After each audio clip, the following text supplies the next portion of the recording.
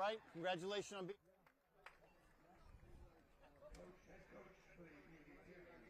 Good evening, everybody. Joel Sassler here with Matt Smith. Opening night Peabody Tanners 2023 football. And right now it's center 50-yard line. Captains are meeting each other. Coin toss. Great night for football, man, huh?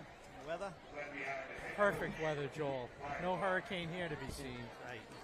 Only hurricane we want to see is on the field. So Peabody comes into the game 1-0, as does Lynn English. Both teams got there a little bit, a couple of different ways. Peabody, a little bit of a weird. You want the ball? Which goal do you want to defend? That's right. So Classical won the toss, and they'll be receiving the opening kickoff. As I was saying, in the opening game this year, we went down Route 1 South to Revere, and saw the Peabody Tanners. A lot of high expectations, but you never know what's going to happen until they put the cleats on, so to speak. And we walked away with a shutout victory, Matt. That was pretty impressive. A lot of good things came out of that game. Some familiar faces and some new ones showed themselves in that game. Eli Batista showed that he can pretty much score almost any time he touches the football. So stellar play on his part, both offensively and defensively. And a couple new faces, like Luke Maglioni at quarterback. Nothing spectacular, but managed the game, no turnovers. This will be a good test tonight to see where the Tanners really are.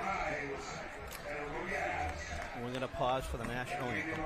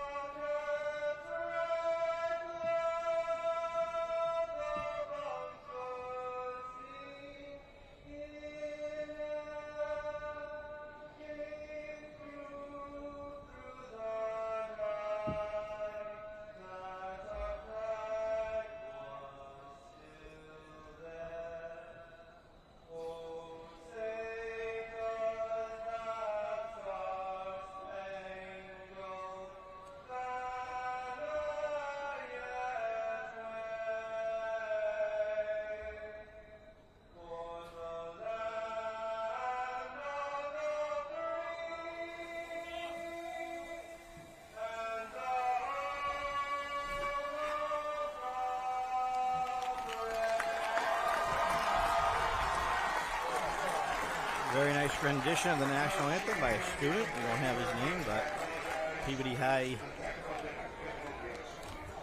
student, I believe, as he shakes all the coach's hands as he walks off the field. So as we were saying last week, Peabody put up a goose egg on defense, and Lynn Classical, their victory was a little bit different. They won 28-26 in overtime. And their game was on Saturday. It was against a Providence team. Excuse me, Central High out of High Providence. School. From reading the newspapers and talking to some of the coaches, this Lynn Classical team is got some very good ball players, very good skill positions. They'll definitely try and run the ball. If they have to go to the pass, they certainly can. But yep, coach's son is the quarterback, and that's always dangerous when the coach's son is at QB. Yep. Brian Vaughn. Senior, and a couple of years ago, I was talking to Coach Powers before the game, and he said he gave him fits a couple of years ago as a sophomore. So it's going to be a good test for that Tanner defense.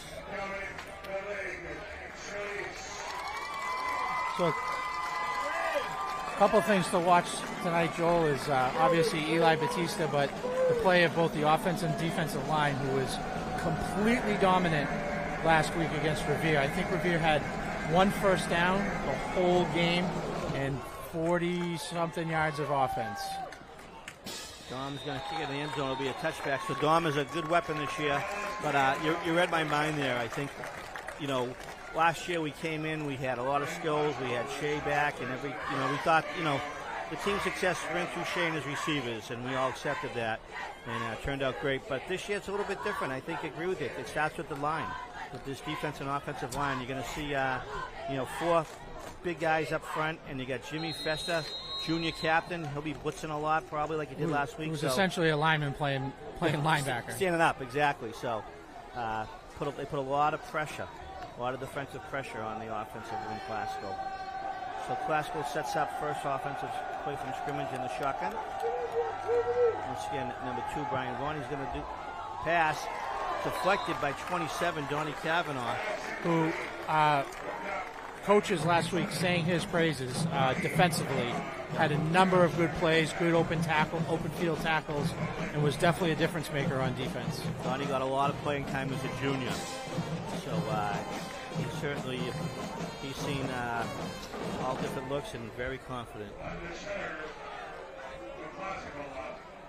Should also touch upon and talk a little bit about the play of Alex Silva last week, who was an absolute beast running the ball. I think he had 98 yards rushing and 2 touchdowns, and just put in an impressive performance. 2nd and 10. Pass is complete to number 4, Nasky. So Nasky had I believe he had one of the game-time touchdown or the 2-point win last week for the 2-point conversion. So first completion for Vaughn. The pickup of 8 is going to be a 2nd and 8. Classical from their own 33-yard line.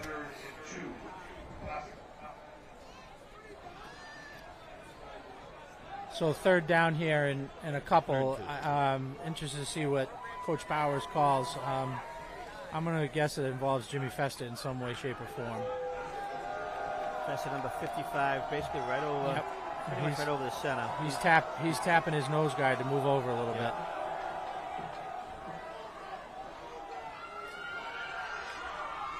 Vaughn pitch. Number Got him. 3. And tackled. He got 75 for the Tanners. Alex Jackson, another beast. Alex Jackson, basically one of the top best shot putters in the state of Massachusetts, but not New England. So he shows his strength and speed to run that back down. That was a loss of about 5 or 6, so it's going to bring up a 4th and 8 from their 27-yard line.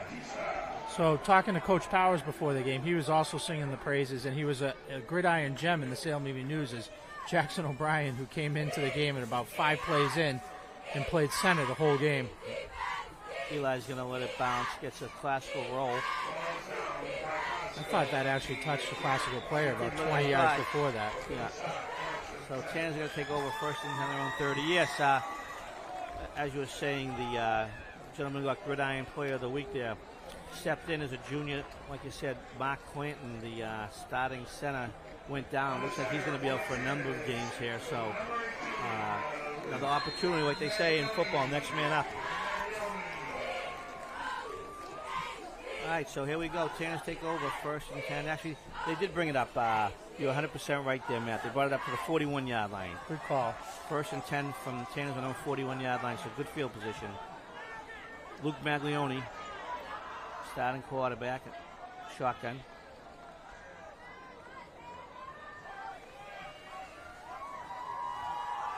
Handoff up the middle. I believe that's Alex. Number 5. So, obviously the players got to make the plays and do what they got to do, but you got to give credit to this Peabody high coaching staff because, all preseason 7-on-7s, it was Alex Silver quarterback, and there was change made, and it was pretty seamless. You would have thought. So, I think he was sort of an emergency. What do we do now? Had a little trouble seeing over the line, put him back in his natural position, and put Luke at quarterback, and he was fantastic last week. 2nd and 6, swing pass to Simple. Eli. Gets the first down and more. He's going to break it down the sideline. Going to turn it back inside, down to the 18-yard line. Batista.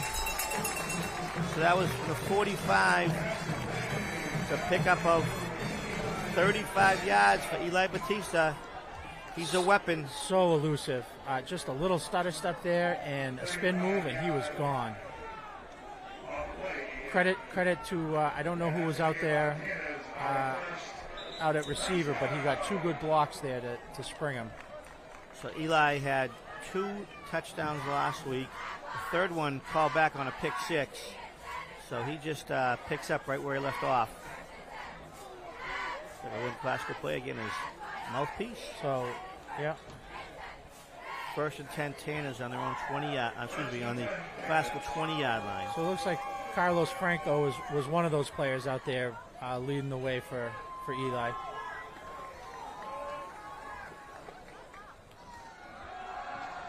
Nice. There's Santos up the middle.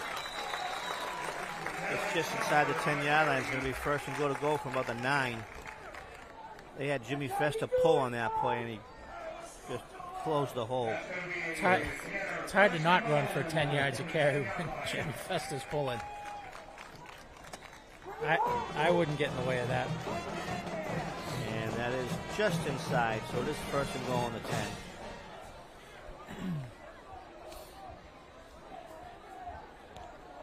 Tanners break the huddle. 4 receivers, two up top, 2 down low. So I'm going to guess a little ground and pound here and see what Lynn Classical is made of, but I could be wrong.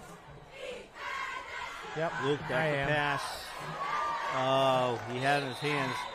Receiver was number 33, Jean-Pierre Jace. Jace Jean-Pierre Jr. I was down on the field before warm-ups and just watching Luke throw to his receivers. He's got a very catchable, nice ball. Yep, he does. Big kid. Comes from a good family. Throws a nice tight spiral. Bloodlines, yep. All right, so Tanner's 2nd and 10. 2nd and goal from the 10. Looks like they're going to put... Yeah, a little confusion here. A little confusion. The receivers lined up on the wrong side, but they're all settled in place here now. Pitch goes to Silva, cuts it back up the middle, got a hold, probably a hold, penalty. Got it down to the 5. Yeah, I think we're going to get a hold on that outside receiver there trying to block. Got a hold, 22 blue. Yeah. We'll hold on Eli. Yep. So that'll bring it back probably to 10. So the spot foul, so it brings it back to the 18. Some of the referees in the crowd didn't approve of the call. 2nd and goal from the 18 here. Opening drives for the Tanners. Excellent crowd here. Still fouling in very strong.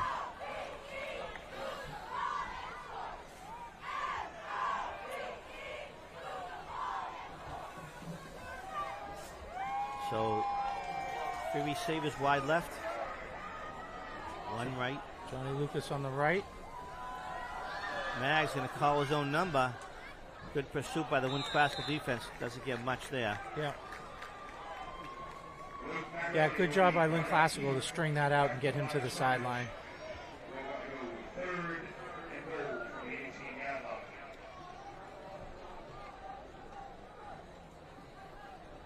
to say do something here to get the ball into Eli's hands. See what he can create in this 3rd and long. Yep. Yeah, they had it was a 3rd and 25 last week, and they called the receiver screen on from the 50-yard line. He just took it to the house.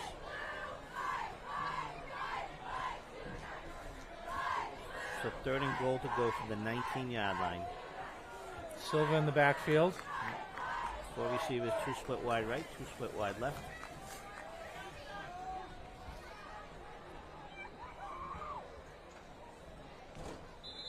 Yep. Could be a delay. Delay game. Delay, yeah. They come out of the huddle last couple of times, a little bit confused here a couple of times. Peabody.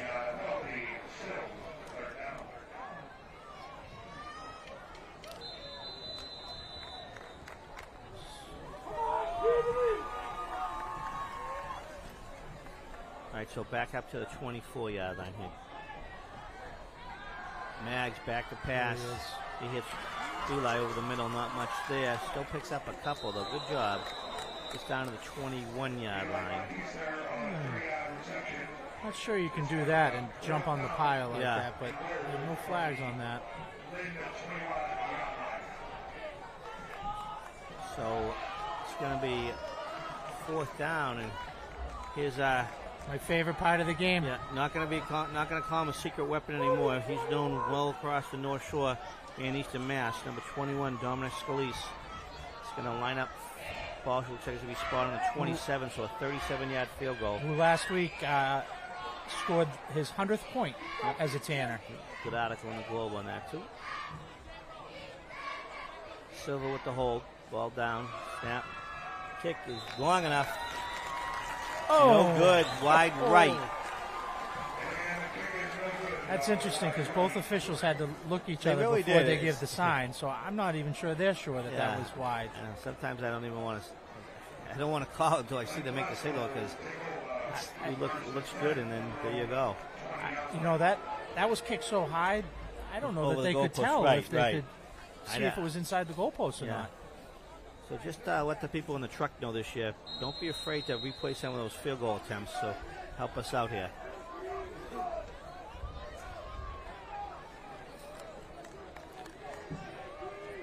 So it looks like we got go gold. Go gold. I was a little bit confused on that one because I thought Lynn Classical, but they're yellow, not gold. But a little bit of go gold here is the theme for Peabody Tanners. All right, Classical takes over 1st and 10, their own 20. We got a timeout, Classical. So a little confusion for them as well. But usually the Tanner student body will pick a theme, and it looks like this week it is go gold. A lot of nice gold up in the stands, and cheerleaders wearing their Go Gold T-shirts. So Joe, a little shout out to my good friend, Coach Scott Therian, who is home today. I was not feeling wondering. so well, not on the field. Coach O'Brien's calling the plays. But Scott, we're thinking of you. Hope you're feeling better. Yeah. We'll see you next week. I thought they didn't meet his contract demands, but I guess that's false rumor. He's got a lifetime contract to coach. He can coach my kids anytime. Absolutely. Hope you're feeling better, Scott. For him to miss a football game, he's got to be feeling well, that's for sure. All right, so here we go. The Rams take over 1st and 10 on 21-yard line.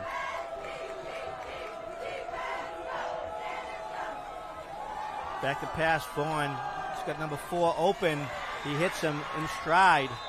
1st down up to the 48-yard line. So very nice play. Yep, Maskey again. Yeah. Who seems to be Classical's go-to guy. Yep. He's going to have to, it's going to be something we have to watch here.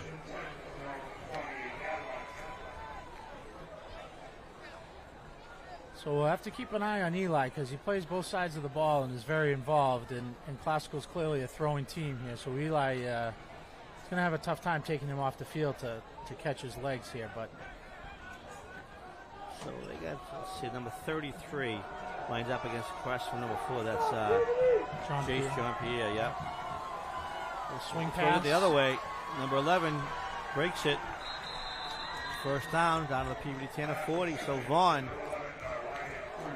starting off pretty hot here. So smart by Lynn Classical. He's not holding the ball. He's getting it out and not giving that that big defensive line a chance to even penetrate. Yep. Coach Powers might have to make some adjustments there. Sure he will. So 1st and 10, Classical. Clock's running, about 4.5 minutes to go here in the first quarter. No score.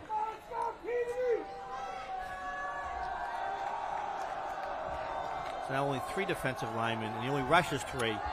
Deep pass. Number 4 gets beyond and makes a great catch. No, incomplete. Oh, it was incomplete? Hit the ground? Both Okay. officials said incomplete. And wow. And I also thought it was offensive pass interference. He did. I saw him use his hand there. Yeah, absolutely. Pushed it back. The Lynn Classical offense was moving up. They thought it was complete. So he must have bobbled it when he hit the ground. Yeah. Coach is asking the ref what was the deal with the play. Nice play nonetheless. I mean, Yeah. Great pump fake. Yeah. And Shannon's only rushed 3 that time, so they definitely decided they're gonna play the pass a little bit on that play. That's for sure. So we got a 2nd and 10.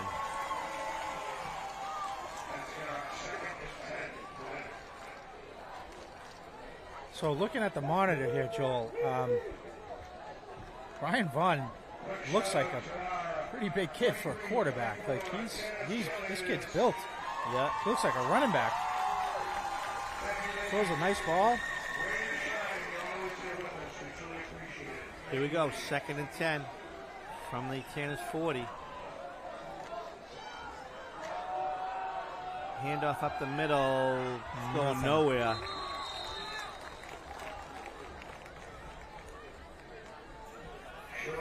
Festa in there, Master Cola was in there.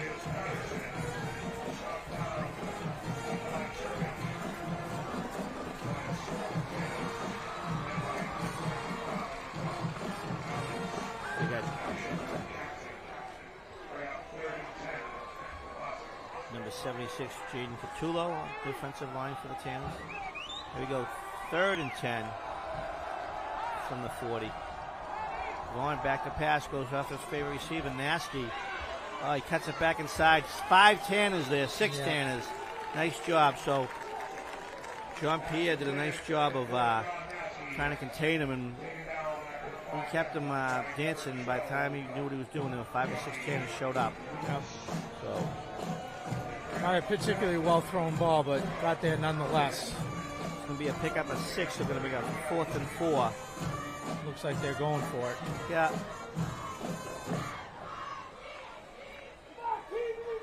Can't say I blame him.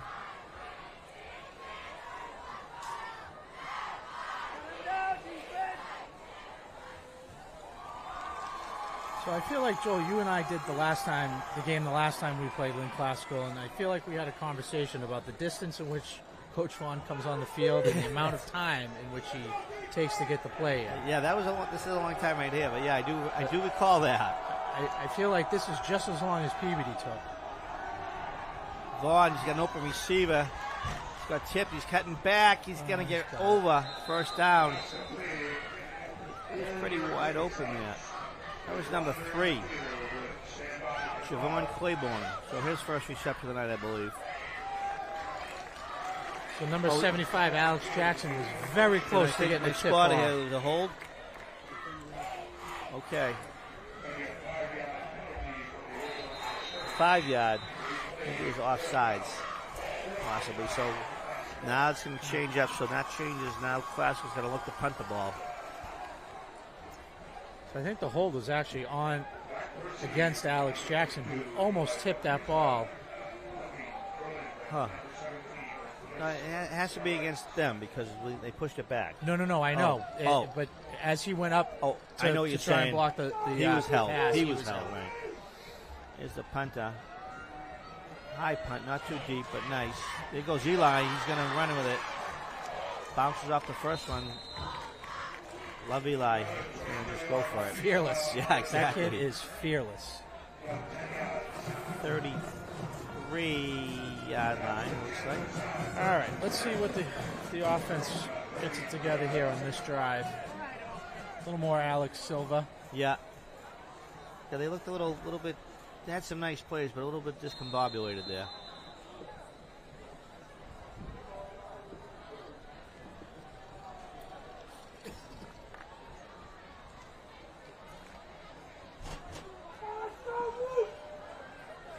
right, so Peabody breaks the huddle.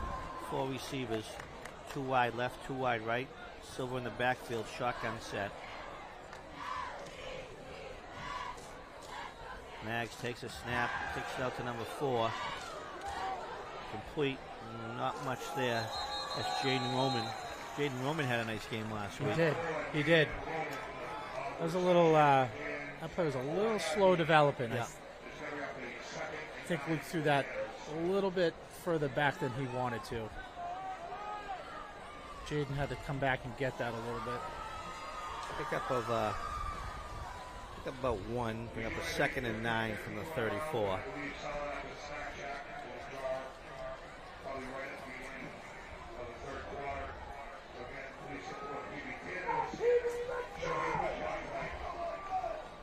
So Tanner's got three receivers, 2 up top, 1 down close. Hand off to Silva. Yep. Gets a block. Turns the corner. He got a flag. Most likely a holding. Yep. Thrown by the referee in the backfield, so I'm going to guess hold as well. 8 blue with a hold. Indeed it is. That's number 8. It's on the wide receiver, Dolan Morrell. I'm not familiar with him.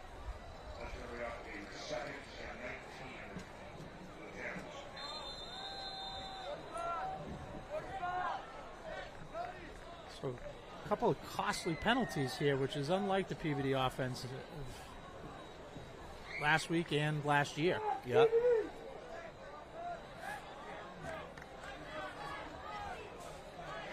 So we're back up to our own 25, 2nd and 19. Tanners need to dig out a little hole here.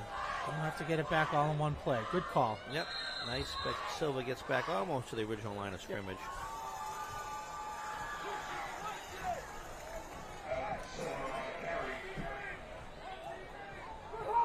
That could be the last play of the first quarter if the Tanners choose. So looks like they're going to try and run one more. To the 33-yard line, Tanners need to get to the 43, so it's about 3rd and 10 here. They're not going to get it.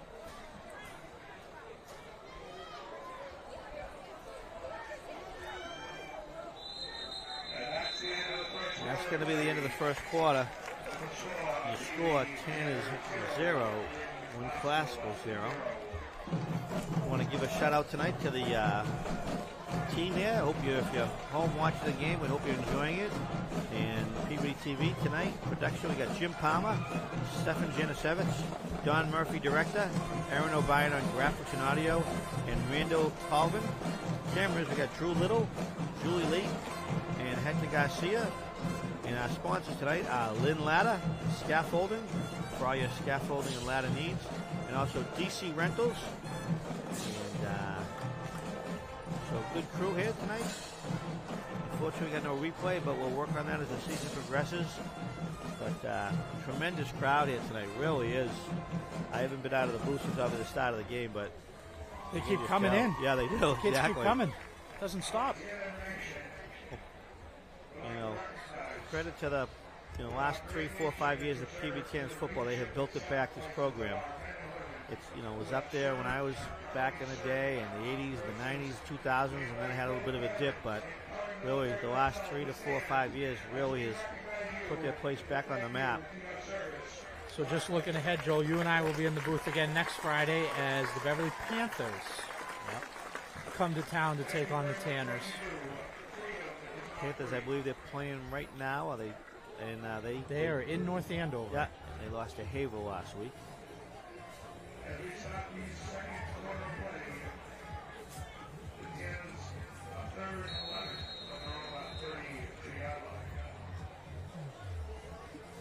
All right, so here we go.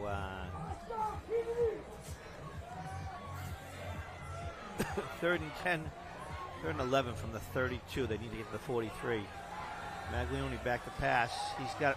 Oh, receiver. just missed him. Yeah, he was. Dolan was around him, just a little bit overthrown. So I'll bring up 4th down. And it would have been close too. It was right at the stick. Yeah.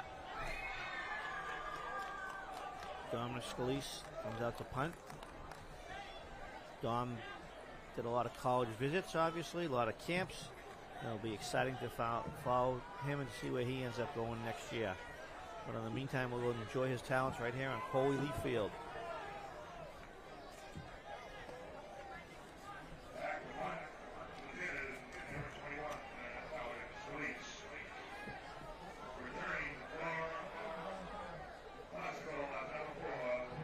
John Nasky back to receive the punt. Nice punt. Pitches at the 32. He's got some room here on the right-hand side. Right to him, oh, wow. Nice tackle. Who was that? 27, Donnie Kavanaugh. Nasky tried to put the fake on him, and Kavanaugh was not buying it. Having nothing to do with it. Excellent open field tackle. So scoreless game here as we start the second quarter. Classical gets decent field position on that.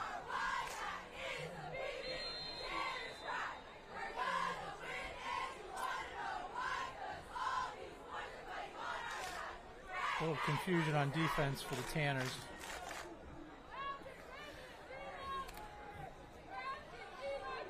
Looks like Tanners will rush 3 again. Yeah, here comes Fester though. Tanaski, pick up the good blitz. block by number 1. Yeah, good job. Jimmy Fester blitz in there. Good job by Classical to pick up that blitz. They picked him up and good block made by receivers, and then Eli couldn't get to him either. So pickup of about 20 there, it looks like. Oh, it's going to be a first 10 Classical on the Tanner side of the field here. First 10 from the 40. End up the middle, smash, picked up a 1. You could almost hear that hit up here. Nice play. A little hurry up there by Lynn Classical. Yeah. Getting to the ball quick. Remy Andino on the play, senior captain. No huddle. Pick up a 1, going to be a 2nd and 9. Classical shows 4 receivers, 1 up top, 3 down low here. Nasky, he turned his head before he caught it. He heard footsteps and was going to run. Good thing, because that could have gone big. Yeah. Jean-Pierre was closed on him, but if he didn't make that tackle and he caught that ball, I don't think there was anybody left to get by. So 3rd and 9 for the Tanners. Excuse the Classical Rams, yeah. And the Tanners 39. Scoreless game. Same setup as last. Yep. Nasky up high, 3 receivers down low. Back to pass. Gets it to his number 5, his outlet. Once again, there you go, Donnie Kavanaugh on the tackle. Great open field tackle. He was on an island out there by himself. Vaughn was getting pursued, and he dumped it to number 5, but the Tanners defense was all over him. It's really the first pressure on Vaughn tonight. Yep. That's no gain on the play. It looks like it'll be a Classical timeout. Faces a 4th and 9 from their own 39, so this is exactly where they were the last possession. They chose to kick it. They picked up some good field position last time on the changeovers, so let's see what they do here.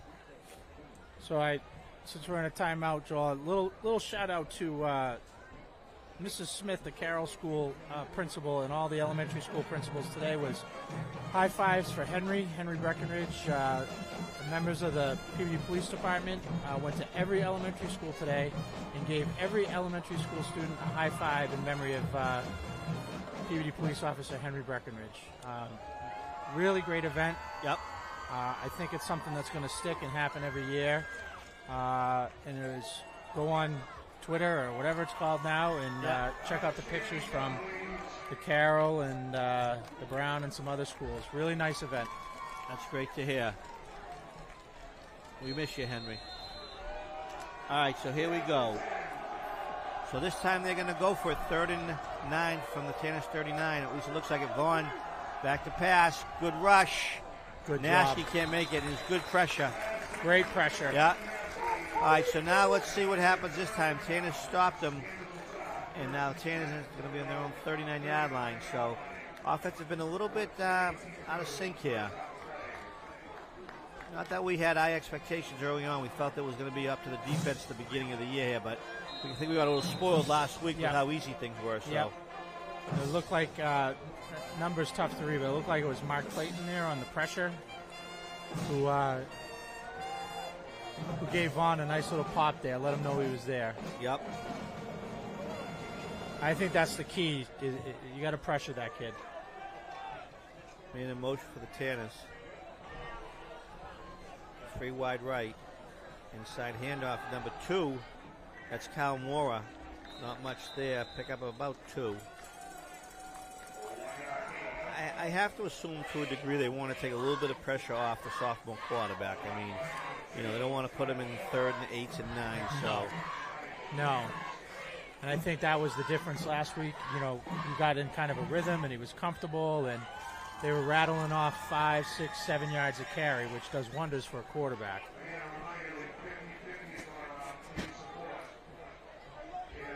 I'd like to see them get it in Eli's hands. So Tanners break the huddle.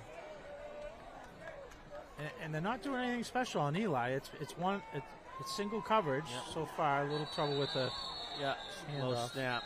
Mag's got to go down. Once in high school and college football, once your knee hits the field, it's a dead play for the safety of the players. So it is going to be a 5-yard loss, and the players can bring up a 3rd and 13 or 14, excuse me. It is 13. They're on the 30. They're on the 36-yard line. They get to the 49. So I think if my count is right, this is probably the 5th time they've been in 3rd and long. So, and they've yet to convert on any of them. Tanners have attempted a field goal that was wide and a punt thus far. So.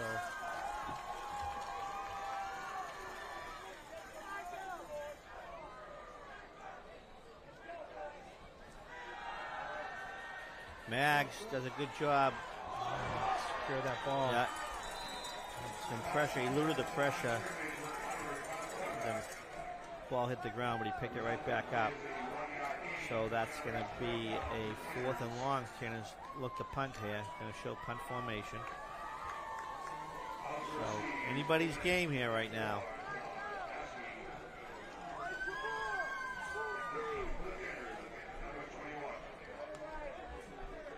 So it's last punt. Dom kicked it right to the receiver. Yeah. Let's see if he tries and angles this a little bit more this time. Ooh, almost. He gets it away. Right High. again. Vaughn gets underneath it. He's going to run with it. There we go. Nice tackle. I believe that was number 12 on Johnny the play. Lucas. Johnny Lucas, yep. Nice play. Johnny Lucas, who is committed to play lacrosse at St. A's next year. Yep.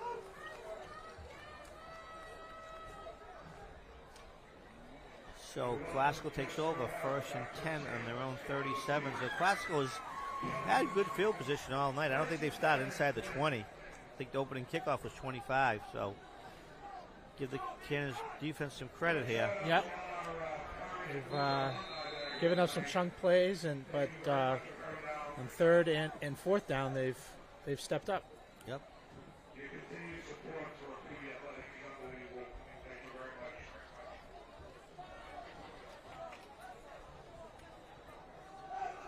All right, so 1st and 10, the Rams on their own 37-yard line. 7:44 to go till half. Pitch. We got a flag.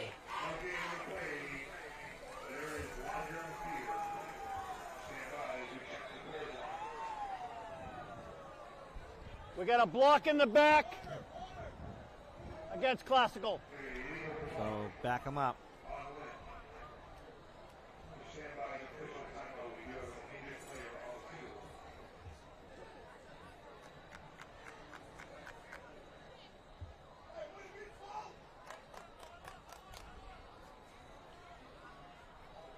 So Coach Powers has put number 24, Joseph Tybalt, on at defensive end. He looks like a wide receiver. Yeah. He said to me before the game, watch this kid. You're going to laugh at me because he's at defensive end. And Yeah. But he's proven to be a little difficult to block. Ha.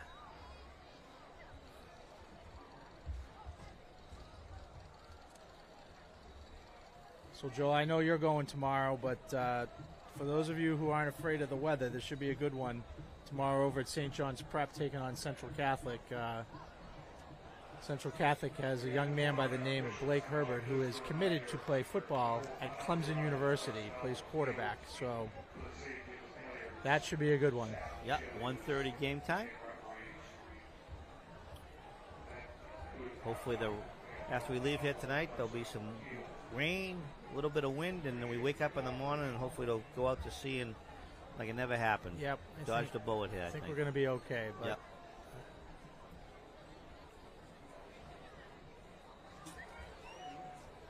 Still have an injured player down on the field. So as you were saying earlier, Matt, we'll be here actually next week and then also the following week. Obviously that Beverly game is never easy, but the following week we'll have Marblehead. You know, Marblehead has that game circled on their calendar.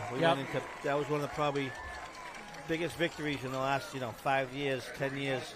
The last year we went into Marblehead and beat them on their turf. Yep. So Marblehead actually played last night. They played King Philip. I think the score was a little deceptive. King Philip, pretty much in the Super Bowl every year against, it's them or CM. And I think it was 35-6 maybe was the final. But Marblehead actually held their own. Gotcha. Vaughn a pass to Nasky. Nowhere to go. Good coverage by the Tanners. Yep. It's going to bring up a second and long. Good pursuit there by Eli. Alex Silva in on the tackle.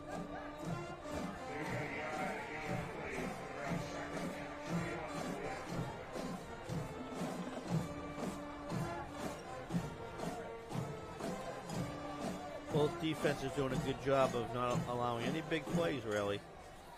Lynn Classical had a couple of passes, 20, 25 yards, but nothing cuckoo. All right, so we're going to have a 2nd and 21 from the 26-yard line. 2nd and 21. Yep. Contain, keep everybody in front. No stupid penalties.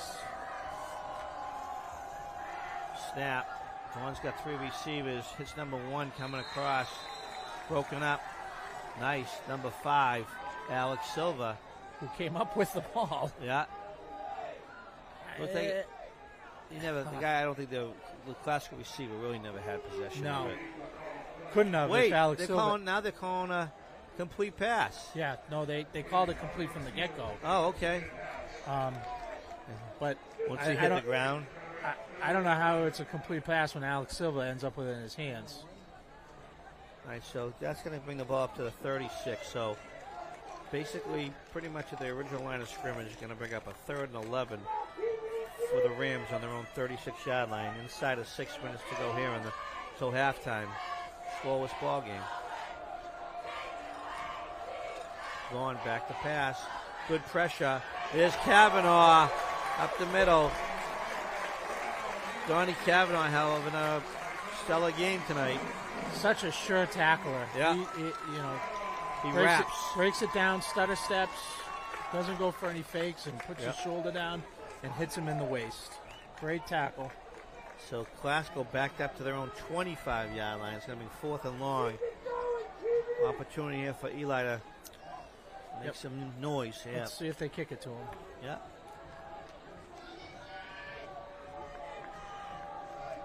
Classical has 2 gunners on the punt formation. Snap. Shanked it. Yeah, not much there. Ball is bounced. Eli does the right thing and steps away. So Tanner's going to take over basically at midfield here. Eli makes me nervous when he does that. Yeah, but he's smart. He knows. Yep, I know. He knows. Still makes me nervous. I hear you. So 25-yard punt's going to bring up 1st and 10. So Tanner's basically start their drive with their best field position of the evening. All right, we got to get something going here going into halftime. Yeah, I agree. Got to put something up. 7 would be great, but we'll take 3. Start the ball with the second half, in the second half. Yeah. So this is an important drive for the Tanners. Tanners, 3 wide, a little bit more confusion again there on offense. Receivers aren't quite sure where to go. Mags back to pass. Oh, 22. great throw. And that's a late. They're going to call a hold. And there goes Eli down to 19. That's going to be a late. I saw the Tanners, the shirt of the Classical, excuse me, the Classical kid being held. Yeah, but it was like shirt. 4 or 5 seconds. Before, it was almost when it was complete. They called it. 75 blue. Yeah, that was a. I was looking for the flag. They didn't get it, and he put the ball in the air. And the next thing you know, the ball's complete, and they threw the flag. Yep. So, Classical number 55 broke through super early. Yeah. And Alex grabbed his shirt. Ortiz, sophomore. Yeah, that was unfortunate, but all right, here we go. So that's a loss of 10. Going to bring up a first and 20, backed up to their 40. So once again, Tannen's got a little bit of work to do, but you know, hold is a hold. Yeah, can't get it all in one. You'd like to, but so Tannen's break the huddle. Typical shotgun fashion, 4 receivers, 2 wide right, 2 wide left. Alex Silva in the backfield. Snap is good. Here you go. Oh, good. You know, give Classical credit. Every lineman was in except for number 8, and he was right on Alex. Yep. Unlike what the Patriots from Revere did last week. So he caught, turned, and he was standing right there. Yeah. Very well played defensively by the Rams. So no gain on the play. Going to be up a second and 20. Clock is ticking. Under 3.5 minutes here to go till halftime. Second and 20. We got a timeout. It's like they called it on Classical. Yeah. No. Now he's saying no. Very confusing. I think as soon as he called the timeout, the Classical coach was like, "What are you doing?" I didn't call a timeout. All right. Big cushion here for Eli. His defender's 20 yards off of him. Here's the run. Nice Silva. He's got 10, 11, close to 12, so that's what they needed here. Make it third and manageable. What's impressive about Alex is his yards after he gets hit. Yeah. He's good for another 5 yards after that first contact. Yep. Either with a spin move or a stiff arm. Very smart, tough runner. All right, so pickup of 11 is going to bring up a third and 9 from the Rams' 49-yard line. Cannons break the huddle. 3 wide right, 1 down close to us. There's Mags. Yeah, 6 guys in the box. Yeah, that play didn't develop that well. Let's see. They're gonna punt it. I would punt it. 2:20 to go, so maybe a little turnover here or something. A little bit of luck. Yep. Not worth taking the shot here. Short field for Dom. Maybe he can pin him.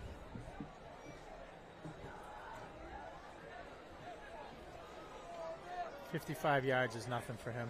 60 yards.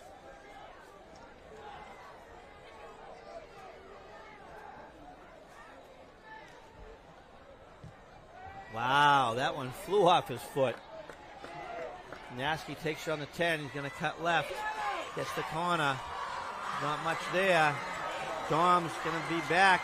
Going to have to gets by Dom. Wow, down to the 28-yard line. So went the other way. Yeah, Johnny Lucas was a shoelace away from making a great play inside the 10-yard line.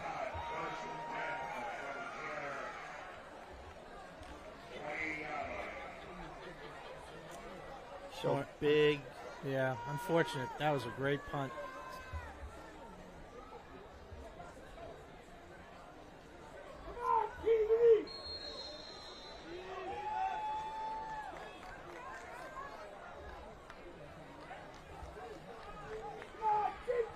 So Glasgow Great opportunity for them here. First and 10 on the Tanners' 28-yard line. 2:02 to go till halftime. Scoreless ball game. Back to pass. He's looking, gets his receiver. Number 1, good. R.J. Frazier. Inside the 10, it's going to be a first and goal on the 8. Tough angle there Donnie Kavanaugh took, and receiver got kind of behind him a little bit. So no huddle. Nothing too fast here, but still no huddle. 4 receivers. Vaughn throws it to nobody. Oh, wow. He did throw it to his man. He got hit. It looked like there was no one in that part of the end zone. All of a sudden, the receiver came out of nowhere. I thought he was throwing it away. Yeah, I know. That receiver closed fast. Who was that, number 1? Let's see here. Yeah, I think that is number 1. Number 1? Yes. It is 1, yeah, not 5. Yeah, number 1. Troy Kadire. That's our guy. Nope. Frazier. All right, so here we go. Second and goal from the 9. No idea if Classical's got a kicker, but let's stop him here. Need some pressure for the defensive line. Classical showing 4 receivers. Throws to Nasky. Nice play, and that was not Nasky, I'm sorry, number 8, but who was the receiver, number 11, I believe it was. Yeah, Dolan Worrell on the tackle for Peabody. Yeah. Ryan Booth, sophomore.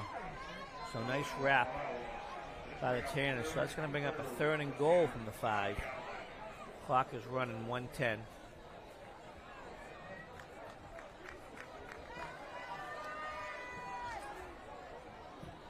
Yeah, where's Nasky? I don't see him up there. I know he's top. He's going to go to Nasky. Deep in the corner. No flag, no play, no. What do we got there? Nothing yet. 2 refs are talking about it. They still haven't called it. Still haven't called it.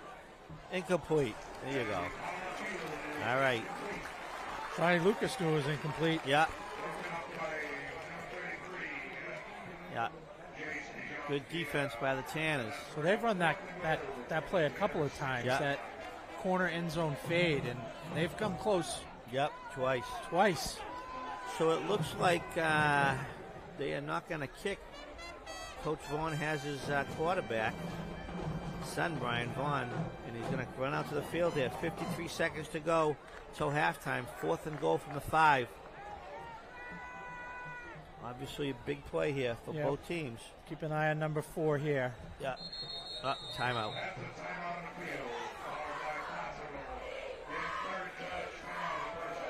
Yeah. Classical trying to get a look-see at what Peabody was going to be in for a defense there.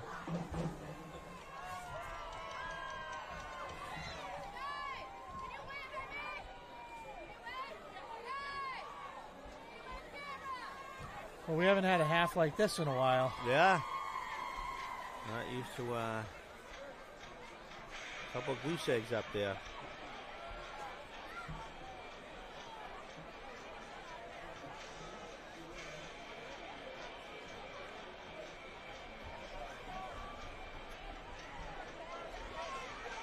So I got to imagine Classical's probably going to run some kind of pass play, whether it be a wide receiver screen or that fade play again. Yep.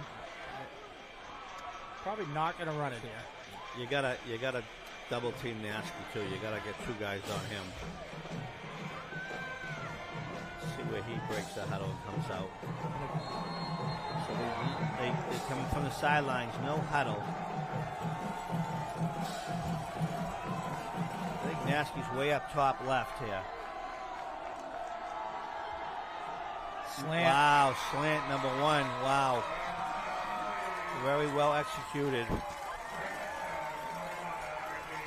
R.J. Frazier. So Vaughn puts the ball right on the money. Excellent, excellent run play. So the Rams go up 6-0.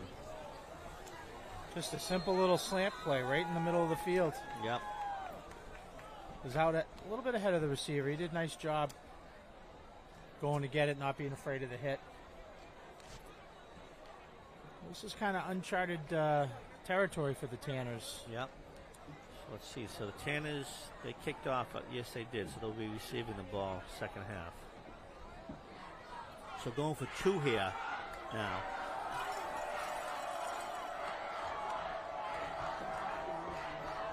Three in motion. Comes that fade again. Oh. There's the pitch to number 3. He got it. Javon Claiborne.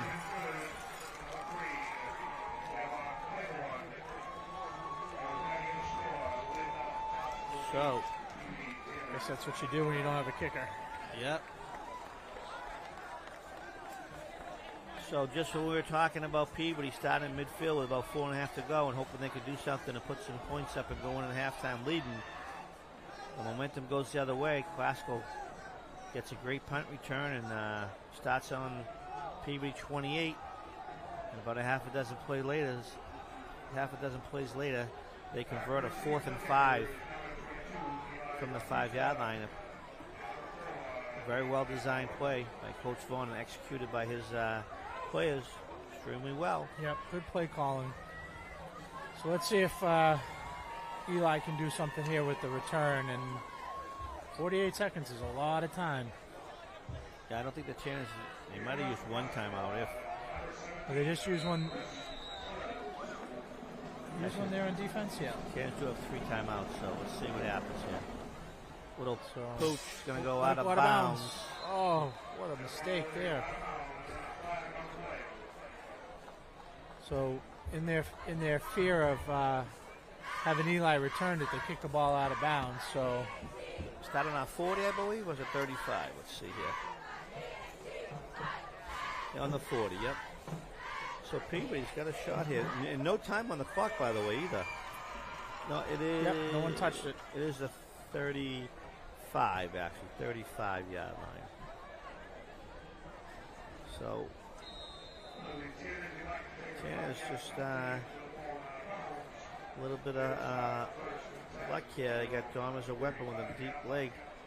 1 or 2 first downs, they'll be in field goal position. The bag's got to make the right play here, and if it's not there, don't force it. Tanners split 2 wide left, 2 wide right. Mags looked like he didn't get the grip on the ball that well. Now he's going to run it. He's going to get tackled down to 36. Yeah, a little pump fake indecision. It was a good job not to throw it because that probably would have been a pick 6. Yeah. And by the time he was ready to throw it again, defender was there, so he just took off. Timeout Tanners. So 39 seconds. Good job by the young quarterback to not throw that. Yeah.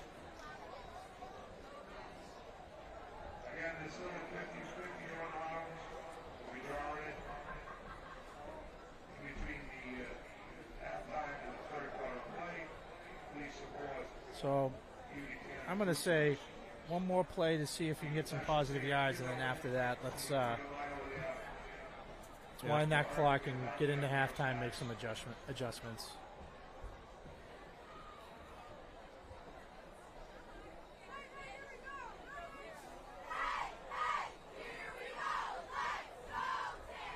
It's amazing what a little speed will do to an offense. This backfield of Classical is defensive backfield for Classical is they're legit. Yep.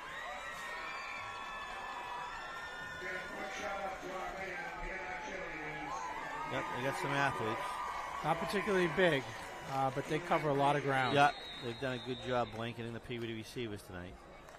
Actually, here comes Mags. It's going to be a 2nd and 9 from the 36-yard line. 39 seconds to go in the half. 8-0 Rams. Man in motion. He's going to try and get it to Eli. Little wheel route. Oh, Johnny's hands. That's a tough one. He knows he should have had it. So nice little play there. Put Eli in motion. Yep. He was definitely the decoy running the wheel route. Yep. And Johnny Lucas was Pretty 5-yard cushion there at midfield. Good play call. I like it. Yep.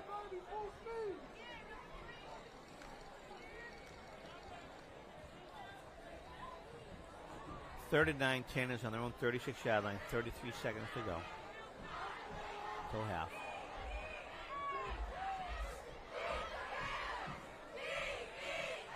Handoff. Bounces off the first guy, Alex. And he gets wrapped up.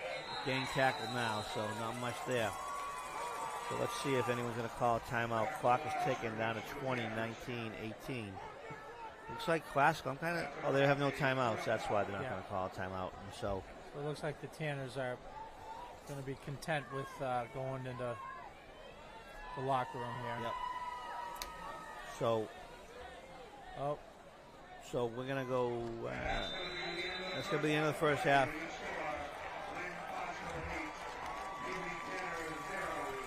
All right, so we're going to go to halftime. The score, Lynn Classical, Rams 8, PB 0. And we'll be back after these messages.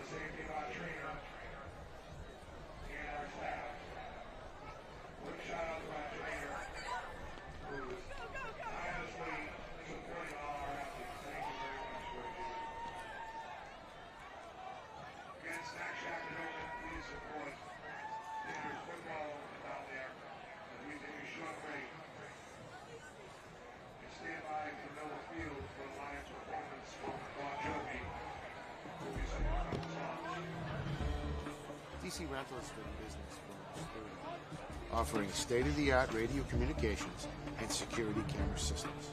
DC Rentals is able to cater our system and scale it down to any size event, large or small. Our custom-built trailers are designed for fast deployment with full video and communication capabilities. We offer top-of-the-line Motorola and high-terror dispatch and radio equipment, along with Telex and Zetron consoles. DC Rental's mobile command trailer is also available for special events or emergencies. In addition, we provide individual and group training sessions on all of our equipment, as well as 24-hour customer service. DC Rentals can be reached at 781-289-3000 or on the internet at dcrentals.net. DC Rentals is a proud sponsor of Peabody TV.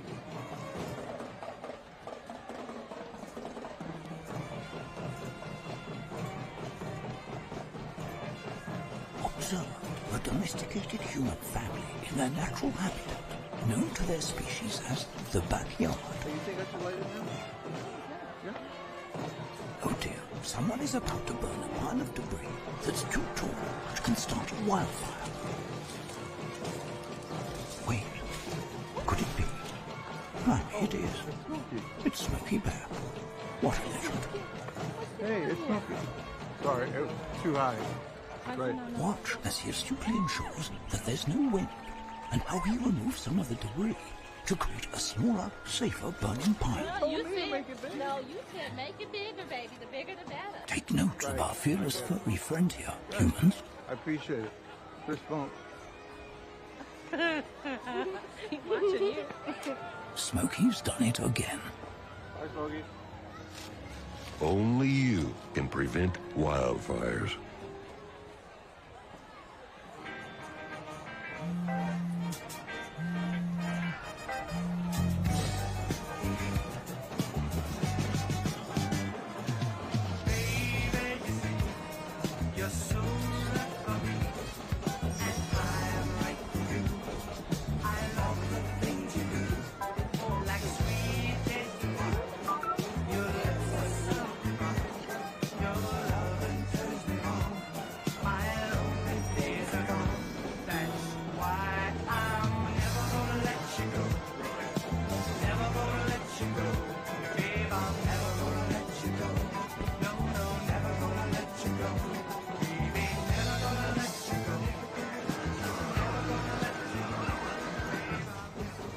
Here you go. Thank you. Thank you.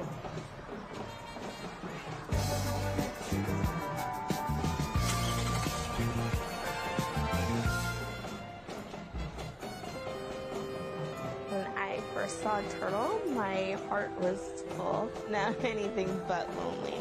we have this like deep connection, this heart connection. He just wants to be close to you and part of your life. Every day with Turtle is a perfect day. He's an incredible companion and my best friend.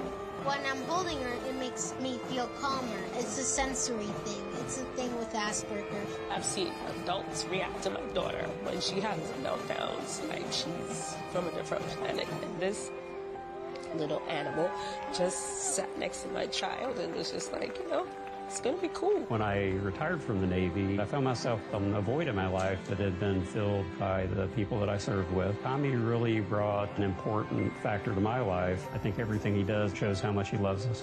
When we adopt a shelter pet, we discover they're a little bit of a lot of things. But they're all pure love.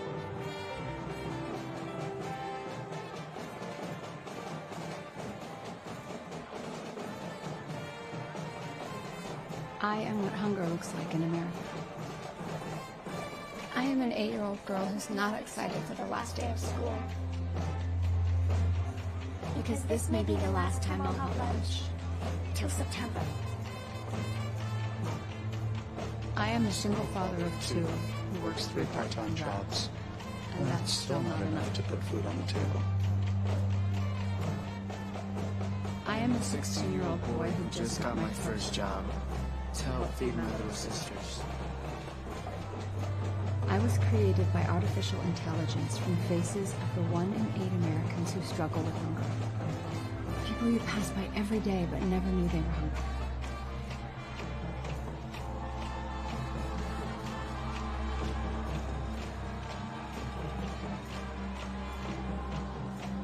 Feeding America, 200 food banks strong.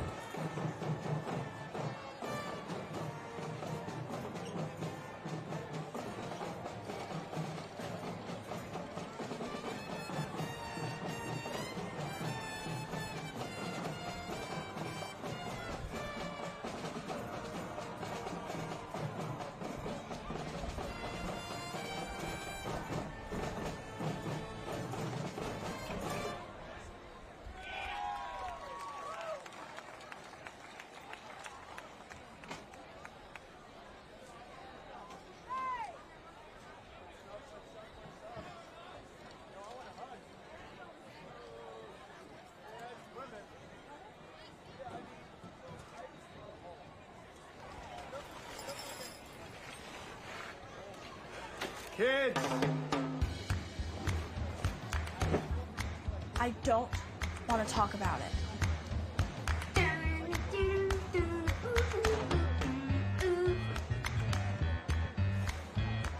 I don't want to talk about it.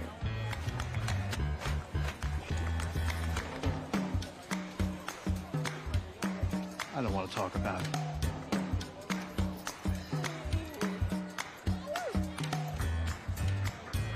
I don't want to talk about it.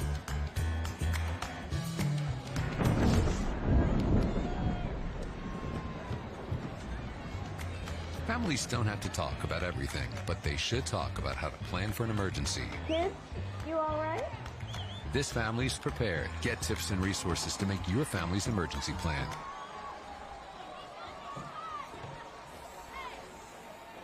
Dad? Just 1 minute, okay?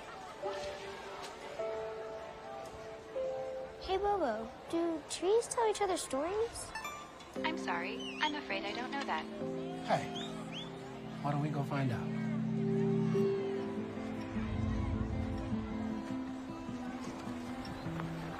Listen.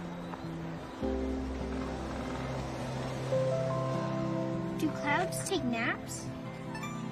I couldn't tell you.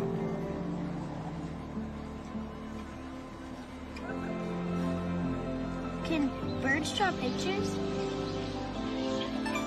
I don't have an answer for that. Dad, do stars visit their friends? Look!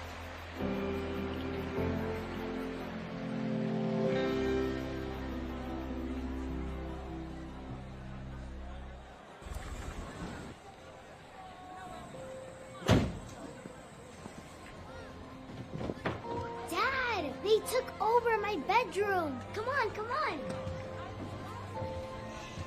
Okay, Dad. 1, 2, 3.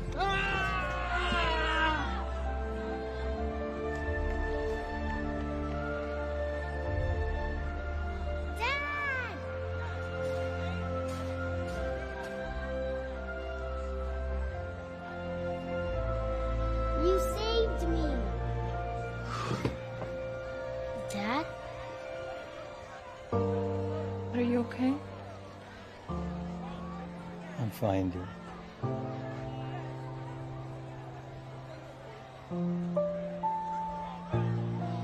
Your hero needs you now, and AARP is here to help. Find the care guides you need at aarp.org/caregiving. What to expect when you're expecting a teenager. Hey guys, today we're talking about how to wake up your teen, and this works literally every time.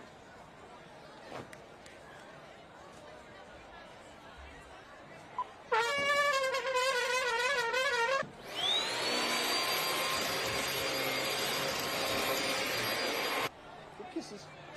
Good kisses. Look. Good kisses. Good kisses.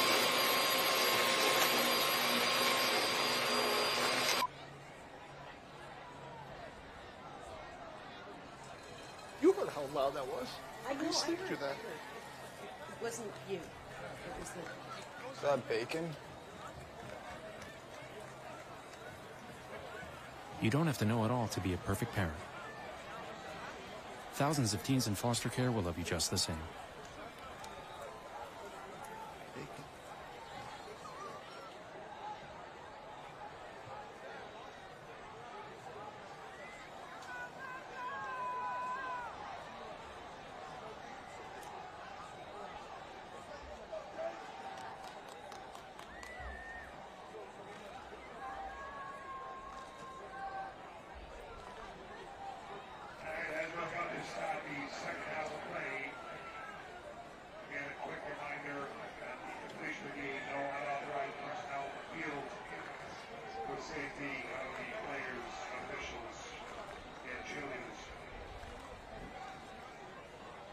The snack shack will be open through the third quarter. And when everyone returns from the start, I will announce the 50-50 winner. Again, thank you.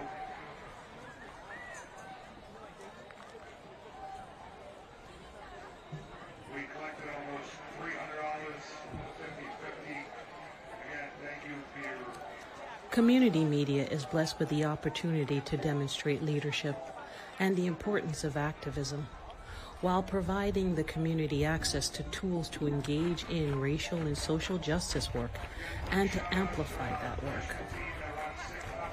Join Alliance for Community Media on how to use media to untangle the deeply embedded threads of racism in America in pursuing racial justice and equity.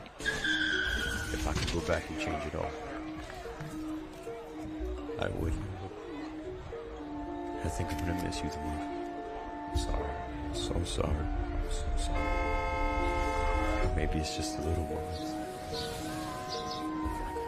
If I could go back and change it all, if I could go back, I would. But I can't.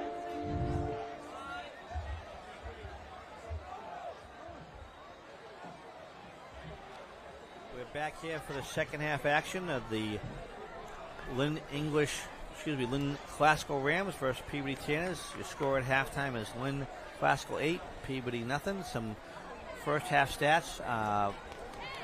Luke Maglione, 4 for 9 for 37 yards. Rushing, Alex Silva, 39 yards. Maglione 2. Receiving, Eli Batista, 37 yards.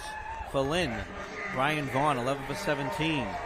Nasky had a 57-yard punt return and 88 yards receiving and a 2-point conversion. And number 1 was the touchdown for number 38. Excuse me, number 1, R.J. Frazier on a 4th and goal for the 5 for a touchdown. So that's your first half statistics, and Peabody takes over, start the second half here. Looks like I'd like to see, maybe we'll talk a little bit off camera, Matt, some changes on offense possibly for the Tanners, maybe take advantage of that big offensive line. Yeah, so, this is a very, very quick Lynn Classical team, and Peabody is struggling with the swing pass. They are covering a lot of ground. Maybe take advantage of your size. You definitely have a size advantage, so yeah. I know easier said than done when it's something that you haven't practiced before, but let's see what kind of changes they make offensively. So Schott got 4 receivers in the backfield. Silva, straight up the middle. That There we're we talking go. about smash mouth. There you go. Pick up of 7 or 8. So that's a good play. I mean, really, it was a tight game. It was 0-0 with 5 minutes to go till halftime. Peabody had a 1st and 10 from their own 50, got backed up on a penalty, and then had to kick it away. And big play of the first half was that punt return by Nasky. Got it down to the Peabody 28-yard line, and they're able to punch it in on a 4th and goal from the 5. Yeah, some costly penalties by Peabody. I mean, they played pretty well the first half defensively. This is a good offensive Classical team. The pickup of 8 is going to bring up a 2nd and 2. Ooh, nice play by number 69. It's a big kid there, 69.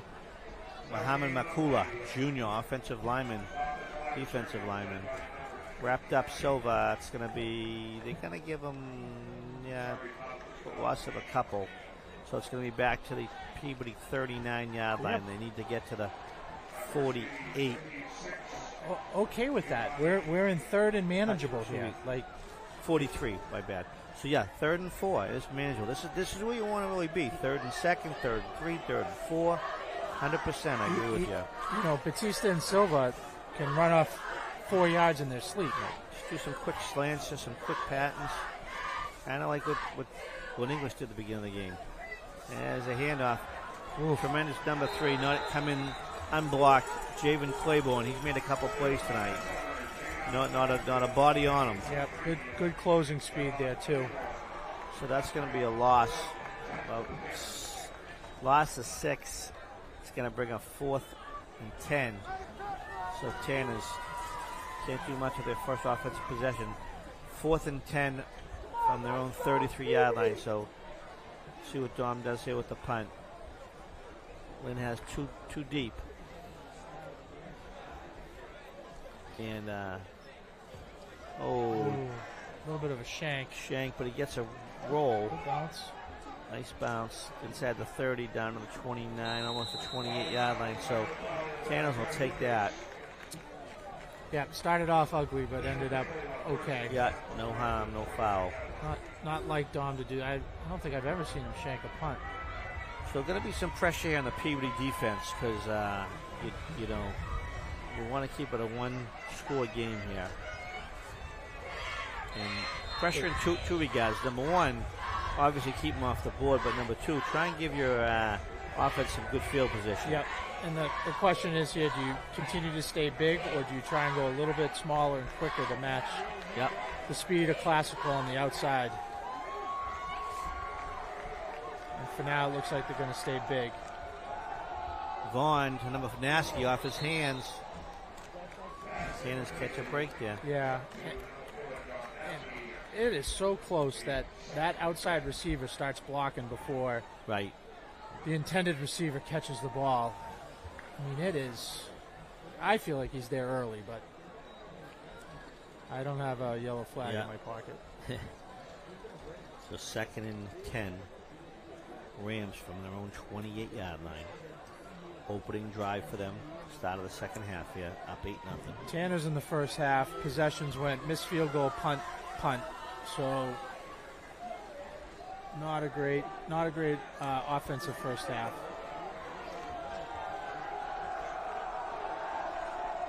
Second and 10. Up the middle, stuffed. Going to be a loss of 2 or 3. So Tanner's doing a good job of defending the run, that's for sure. Yeah, so, similar to how we would like Peabody to run it a little bit more, I'm not sure why Classical would even attempt to run it the way they've thrown the ball. Yep, I agree with you. And the speed they have on the outside. Stay away from that middle. Jimmy Festa is shooting the gap every single play. Yep. So loss of 2, going to bring up a 3rd and 12 from their own 26.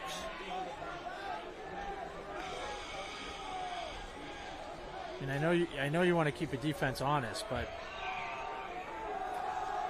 the play works. It works. Shotgun breaked in. Going to get sacked. Is that Kavanaugh again? Yep. Donnie Kavanaugh wrapped him up. Backs them up to their own 16. So there's a replay here. That's nice to see. Replays in. Donnie Kavanaugh untouched. Great camera work, PATV. So a little bit of credit has to go to Jimmy Festa there because two guys have to block him. Right. And Donnie Kavanaugh comes in untouched. So Classical clearly aware of what Jimmy Festa's doing and have to adjust to that, and that is leaving somebody else open. Yep. So here's Eli. Eli's on the Classical 45-yard line.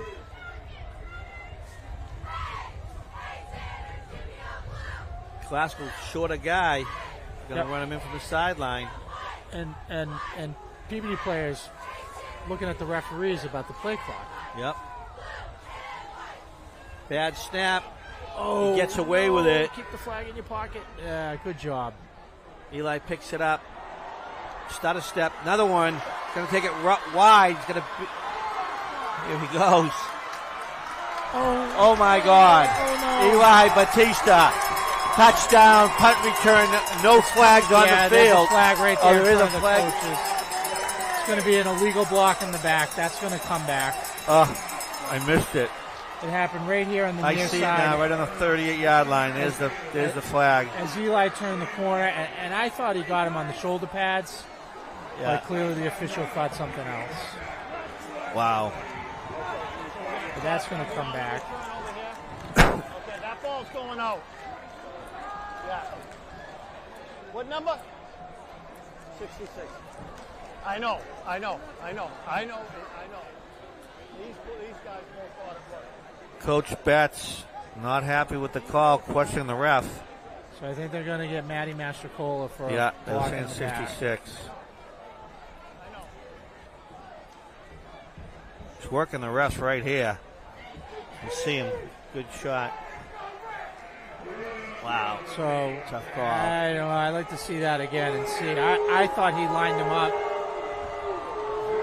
and had him in the shoulder.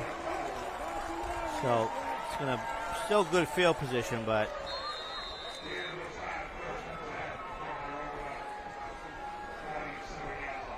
so Peabody takes over. Here's the replay here. Oh, nope. 1st and 10, Peabody on their own 47-yard line. So you got to forget about it. Just go on here. Classical sideline. They know they caught a break there.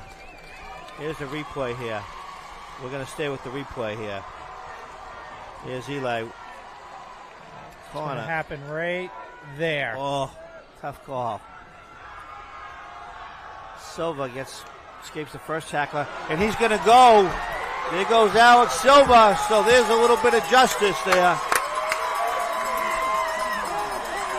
No flags. No flags. Yep, I saw something on the field, but it wasn't a flag. So Alex Silva picks the team right back up with a 53-yard rushing TD.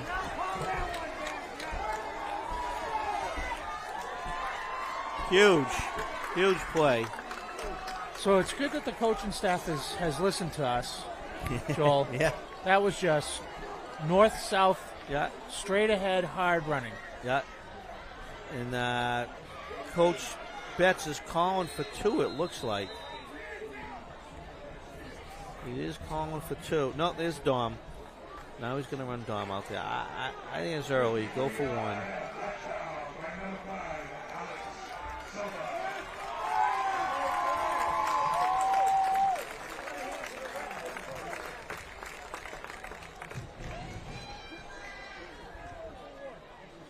Okay, so Tanner's currently down 8-6, pending the extra point.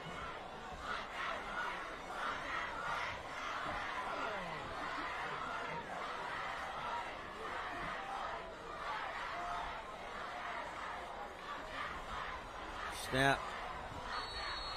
Ball is down.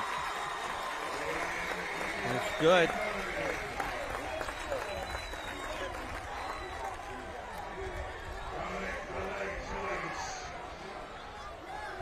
So give Coach O'Brien credit. He clearly has changed the game plan here in the second half. Yeah, he has. Here's the run.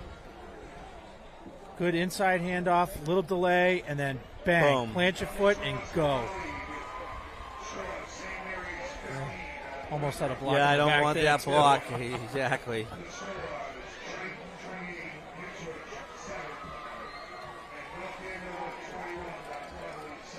So Tanners come back 8-7 now. So, and I want to give a shout out to the snapper tonight. The long snapper is number 72. Actually, it is number 70. He wears 72, but I believe it's freshman Matthew Dresser. We have 74, but it is 70. He's wearing 72, but that's a freshman long snapper. He's the younger brother of senior captain Nicholas Dresser. All right, so here's Dom teeing up the ball here. So a lot of action here. Opening minutes. This game changed quickly. Dom, deep boot. Bounces, it goes dead. Touched it. Yeah. That's Nasky on number 4. He picks it up. They got to wrap him up. They get him about the 24-yard line. Good John Nasky. Yeah, made something out of nothing there. Yeah. So I want to give a shout out. I believe there's a couple of alumni watching out there. Shout out to quarterback Shay Lynch. Shay is on the travel team. Endicott on the road in New York, from what I heard. So, Mr. Lynch, if you're out there watching, we wish you the best of luck, and thanks for everything you did for the Tanners program. And I also want to give a shout out to another Peabody youth football player, and that's Carson Brown. Carson Brown is on the travel squad with the Bentley Falcons this year. They're playing post, and we got 3 guys out at Curry College: Colin Ridley, Alan Polino, and Jay Stewie, all playing for Curry. So shout out to all those alumni players who really put this program where it has become a place to be on Friday nights under the lights. I think I saw Will Pinto in the crowd tonight. I think I saw Mr. Pinto myself, absolutely. I believe he's at Plymouth State. Ooh, that looks like an injury on the field. Yeah. That's Chase John Pierre. It's like a shoulder or a wrist. Yeah, it's a shoulder. The Endicott Gulls gave quite a scare to the number 18th Ithaca. I don't know what Ithaca's nickname is. Yeah, the Bombers. The Bombers. So I was at that game. Yes, you were. It was not cold. I think it was about 110 in the stands. Yeah. Shout out to another North Shore player, one of the Conley boys. Sean Conley's son plays for Jake, and he had a very good game from what I understand. Yep.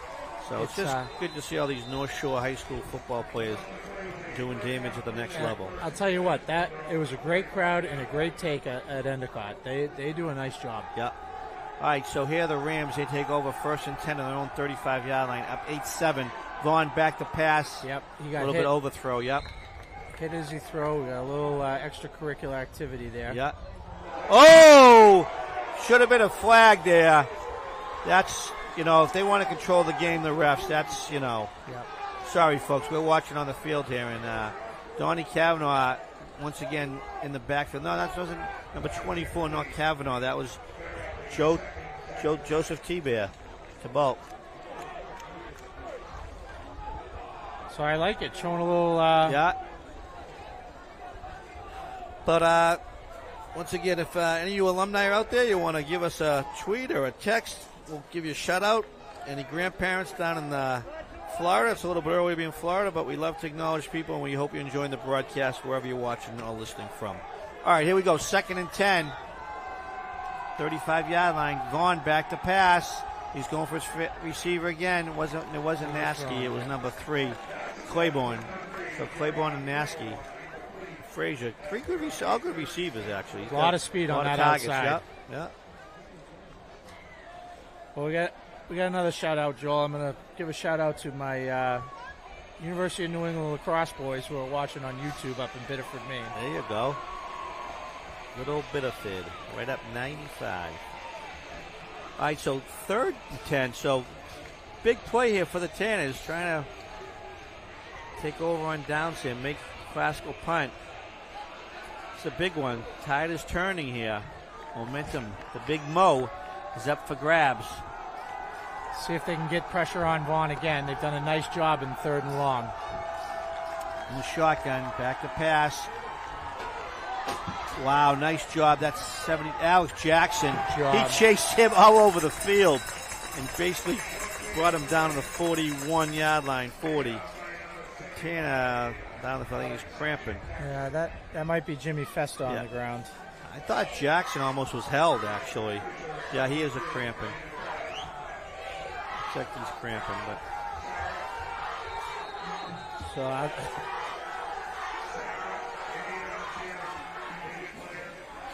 So for some reason, every time on when Peabody's on defense, my eyes go to Jimmy Festa. Yeah. And he got a head of steam, and there was quite a collision. Miss Randall made the screen tonight. Officer Costa. Yeah.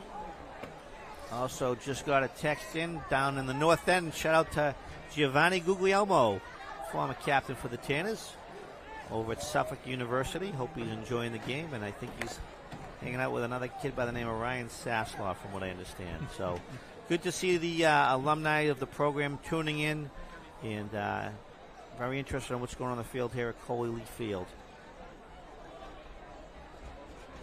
One big blue family. So 5:40 to go, 8-7 Rams, but Tanners will be most likely getting the ball back. I believe it's going to be a 4th and 4. Actually, you know what? It's going to be a 4th and 10. I thought he got up to the 40-yard line, but looks like the yard marker, the 4th down marker, is right at the line of scrimmage, so 4th and 10. One of the things I love about football, man, is we come out here and the first game, and it's warm and sweaty, and by the time we come around, it's Thanksgiving, and we're all trying to stay warm, and that's I have a good feeling about Thanksgiving this year. Yeah, Joel. Yep.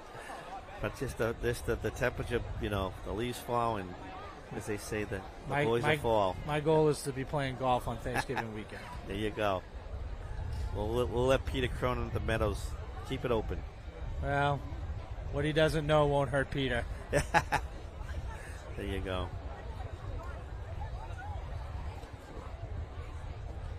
Looks like Jimmy's going to get up and probably need to get a little bit hydrated.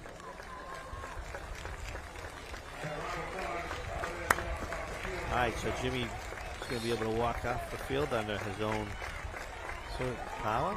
Joel, you've opened up a can of worms here. My phone is blowing up. We got all kinds of alumni calling in. Johnny Wojek watching with Nana Judy. Nice. All right, so it was a pickup of 4. It's going to bring a 4th and 6 from their own 39-yard line. So Rams show punt formation. Eli's back on his own 33-yard line. So should be some good field position. Not much. Going to go out of bounds basically on the 39, 40-yard line of the Tanners. So they're going to mark it out. Oh, even a little bit better. Wow, they're going to bring it up to the Peabody 43-yard line. So Tanners take over 1st and 10 on the 43-yard line. So big offensive series here. Tanners have an opportunity to take the lead. So the offensive line a little bit lighter with Jimmy Festa still getting stretched over there on the sideline. So be interested to see if they continue to run the ball with Silva or. Yeah.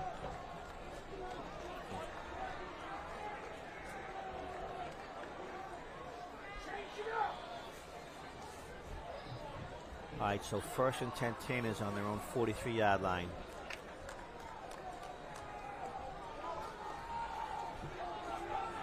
Receivers still showing 4 receivers, 2 wide right, 2 wide left.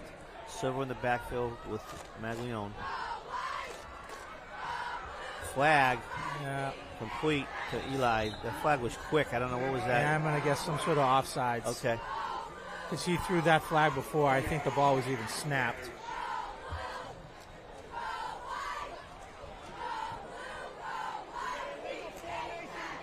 No.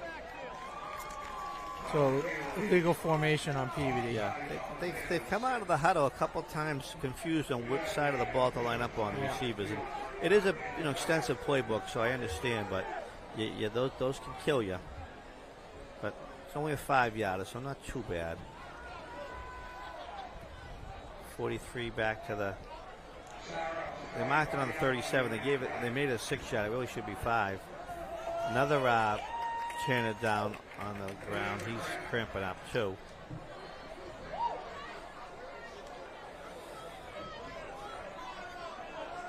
So we got Jimmy on the sideline being treated for cramps, and I can't tell if it's Eli. Might be Eli out there actually. It's important that these players hydrate during the game, and obviously before the game.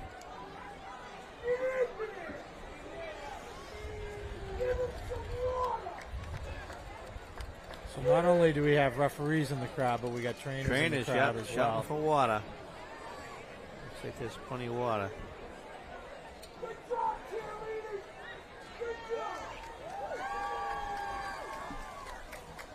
All right, so ball is back on the 30. They moved up to the 38. Okay. So it is going to be a 1st and 15. 5:19 here to go in the third quarter. Obviously plenty of time, but Peabody, if they can score, they're going to be momentum definitely going to be in their direction. So after a pretty speedy first half in terms of time, we've come to a grinding halt here in the second half with injuries and penalties. And good news for Tanners, Jimmy Fess's walking it off here on the sideline, so he'll probably be in any play or two. Now they're just trying to help out Eli. He's cramping up over on the sidelines, it looks like. Far side of the field.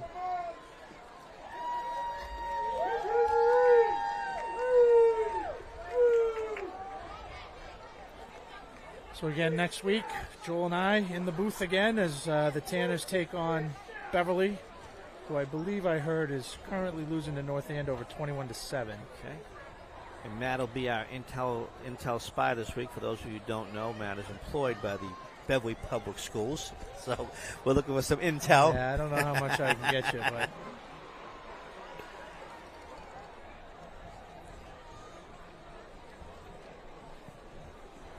I'm going to take a quick look out here. Yeah, pretty full, folks. Pretty full.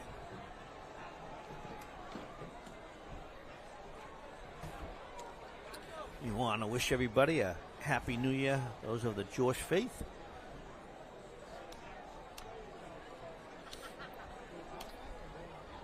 So this is interesting. They're stretching him, and it looks like cramps, but he's been out there an awful long time. Yeah. Ref's talking to Coach Betts right now. I don't know what they're discussing.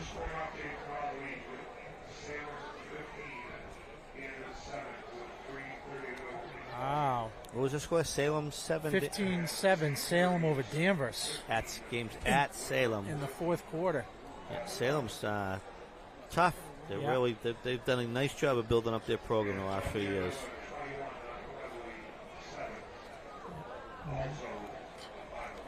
Oh, the final. 21-7. That was North Andover over Beverly. Over Beverly, yep. So Eli's going to walk off the field under his own power. No help. And smiling with the trainer, so that's a good sign. Yeah.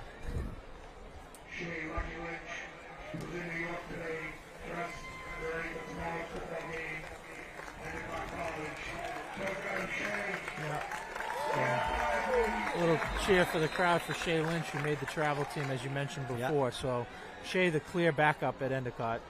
1st and 15 from the 38-yard line. Mags handoff. I believe that's Alex. Alex going to get wrapped up, pick up a 1. These plays aren't that clean. They're kind of handing off behind the backfield, and it's not kind of going north-south. It's kind of an east-west handoff. Yeah.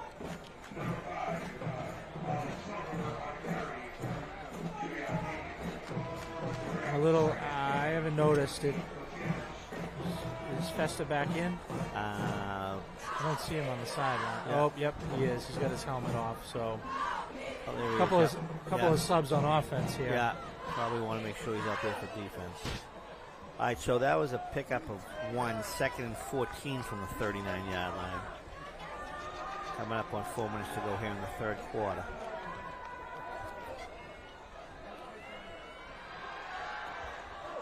Inside pass of 33, no gain on the play.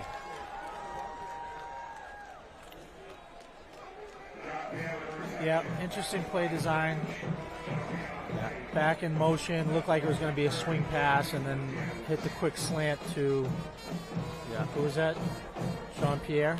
Is that who yeah, so just a little bit slow to develop, and good job by Classical to stay home. Yeah, and I'm just watching both Batista and Festa still getting their legs stretched out though. Yeah. All right, so that was a pickup of 1. So Cannons have a 3rd and 13 from their own 40-yard line. So let's see what they can do here. 4 receivers. Oh, it was a hard count, and unfortunately that hard count drew off Peabody lineman. I think he would have had Classical, but unfortunately, like I said, one of the Peabody linemen jumped. So that's a loss of 5. So now we're going back to 3rd and 18. I don't think there's a such thing as a penalty at a good time, but the penalties on Peabody tonight have been at crucial times. So 3rd and 18, 35. Mag's going to sprint wide right, incomplete. Intended receiver was number 4, Jaden Roman. So, all right, we need a good punt here from Dominic. Another Tanner down, holding his calf, lineman. Yep. It's not super hot out here tonight, so I'm kind of surprised. I mean, obviously they're working up a lot more of a sweat than we are, that's for sure. But usually it's got to be, it's not too humid either. It's kind of breezy, but. They said can't make out the number, but it looks like I think it's Maddie. I think it's Maddie. Yeah, I know that uniform anywhere. Looks like Maddie's going to be able to get off the field under his own power, get a little bit of help here from his teammate.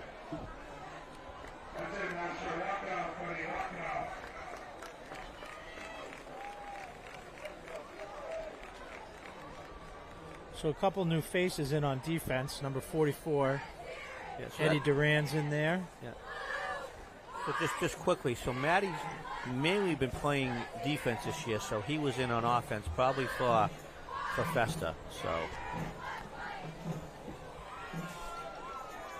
all right, so here we go.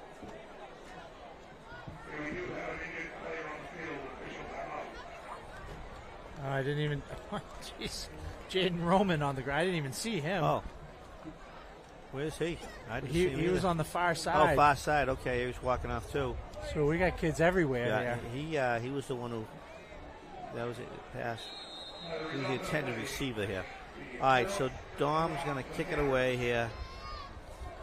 Once again, you got the dangerous number 4, John Naskey. He's the back man. Up man, I believe, is number 3, Javon Claiborne. Snap from the 35. Decent snap. Dom gets it away. Good boot. Good kick. It's going to bounce. Naskey gets it up. Picks it up cleanly.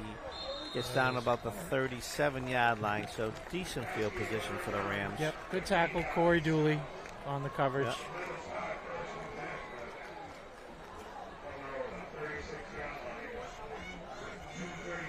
Dylan Anise in the game. Quite a few New Jersey numbers in there. Yeah. Good. Eli's back in. That's good. Johnny Lucas in on defense. Is Jimmy out there? I'm looking for 55. No 55 yet. All right. And Maddie's on the ground there getting his legs stretched out. Oh, there's Jimmy still on the sidelines there. Helmet's off, but he's walking.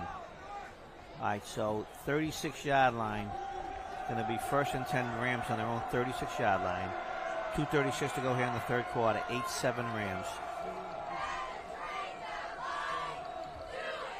Handoff up the middle. Nice play. Good. I just don't understand it. I know you got to keep the defense honest, and I know the best defensive player is on the sideline, but do what you do best. Yeah, and that was Dooley, number 36, Corey Dooley, in on the tackle. Corey's a sophomore, younger brother of Jace Dooley. Mr. Bua studying intently on the sideline.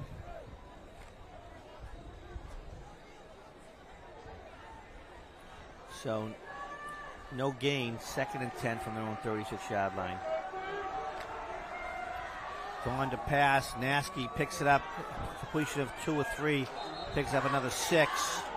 Got some fisticuffs. Oh, now that should be another penalty. What is happening here? Yeah, the refs have lost control, and it's their own fault. I'm sorry, folks, but you know what? There was a penalty earlier that should have been called, the personal foul against the Rams. They didn't, and things are getting a little bit cuckoo out there. And I don't see any flags on the ground now. Yeah, there was one. Oh, they're going to throw out a Peabody player. But now what about the Rams players who went after him? That's, So I didn't catch the number who. 24, T-Bear. Joe Tabal, Joe Tabal. We got unsportsmanlike. 24 has been ejected from blue. 24 blue. I don't have a problem with them calling the call on 24. I don't. But once they got the call on him, there were 2 or 3 Rams guys who came over and started giving him the business. Yeah. So I just, I give Coach Bedcourt credit for not losing his mind, because I might. Wow. I think Coach Powers is making up for Coach Betancourt. Yeah. It's ridiculous. That's a big 15. That's a big penalty. It's going to put the ball in Tanner territory on the Tanner 44. On the 43. So 1st and 10 from the Tanner 43-yard line. And Coach Betts is giving him a piece. But he doesn't. He's talking to him, telling him, what happened here? 3 of your guys went after one of my guys, and not one flag. Yeah. And not even the flag. They threw our guy out. Right. And you're right, Joel. The officials could have set the tone in the first half here and let these kids know that they're not going to put up with this and thrown a couple of flags here. But they let some stuff go, and this is where we are. And good job for Coach Betts not letting him get off the hook there. Classical's at the line. They're trying to run the play, and Betts is just like, he's talking. Well, all right. All right, so clock is running now. 1:44 here on the third. 1st and 10. Rams on the Peabody 43-yard line.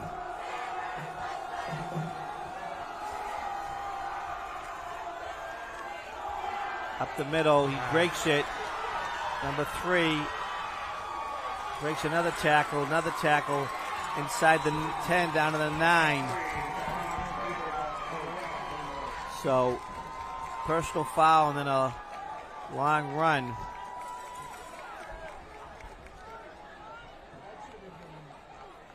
So that brings it down, 1st and goal from, it's going to be the 9, maybe the 8. Here's the replay here. Nice run by the Ram. Broke some tackles, too. Yep, some of these injuries now starting to show their head here. Yeah. Here's Vaughn. He's going to take it on his own. He gets down to the touchdown. Yep. Touchdown, Vaughn.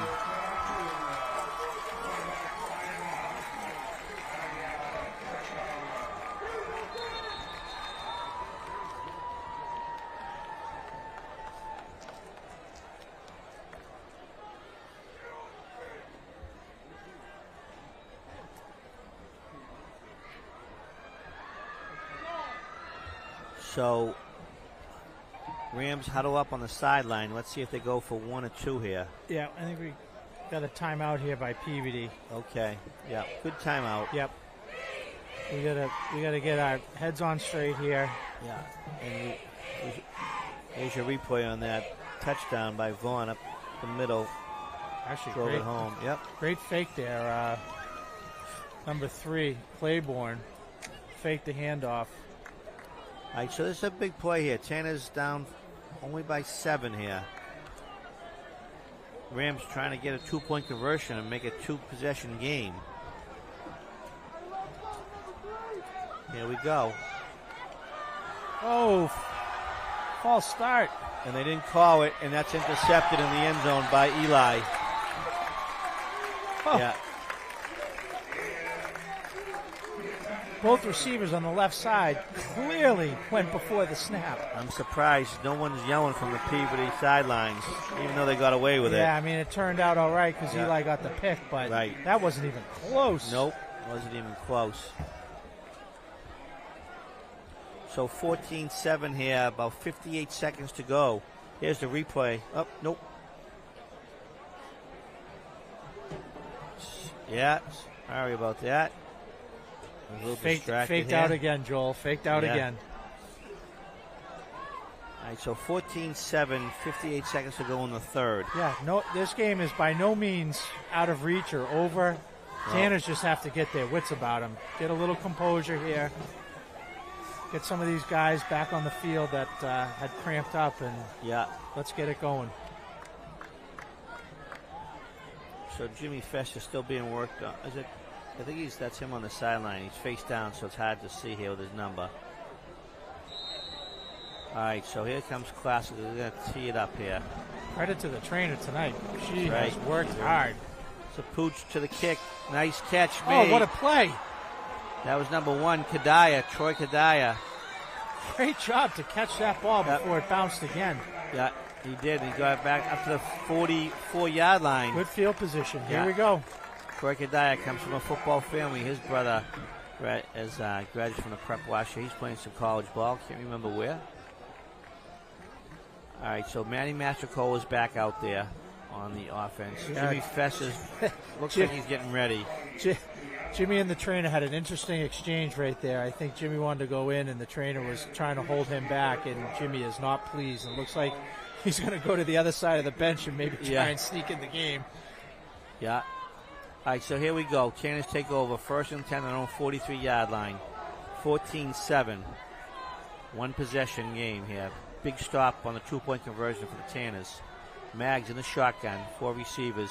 He's going to hand it to Alex. Alex gets by the first one, spins out of the second one, but a first down, pickup of about solid 8 or 9. Yards after contact. There he is again. He got popped pretty good on that first hit. Bounced straight off of him. Yeah, he doesn't go down there easy, that's for sure. So get into the classical, into the classical territory on the other side of the field, 49-yard line. So it's going to be a pickup of 8. Going to bring up a 2nd and 2 from the 49. Clock is running. Should be the last play of the third quarter unless it's an incomplete pass. Tanners 3 wide left, 1 down low. Mags in the shotgun. Fakes the pass and Good hands play. it up the middle. I like it. It's going to bring up a 3rd and very short one. Here's Alex Silva. So you get the run up the middle. Great fake by Mags there to act like he was throwing that swing pass. And that's going to be the end of the third quarter, 14-7. IPA TV, all you people out there in TV land. Hope you're enjoying the game, and we appreciate everyone's input.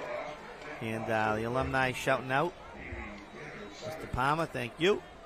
And we have a brief break in action. I do want to give a shout out to the team here tonight. We got Randall Colvin, Aaron O'Brien, Don Murphy, Stefan Janisevich, and Jim Palmer, Peabody TV.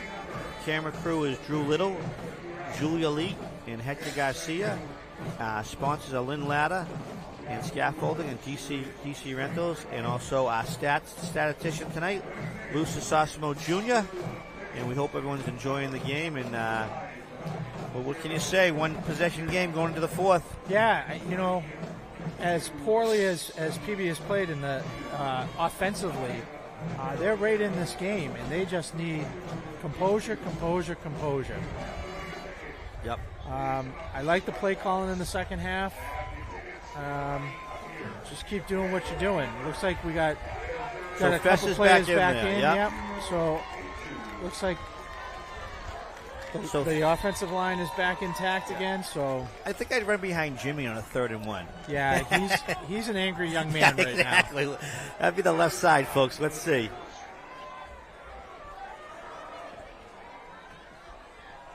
They went to the right. There it is. There we go. Nice. Good run.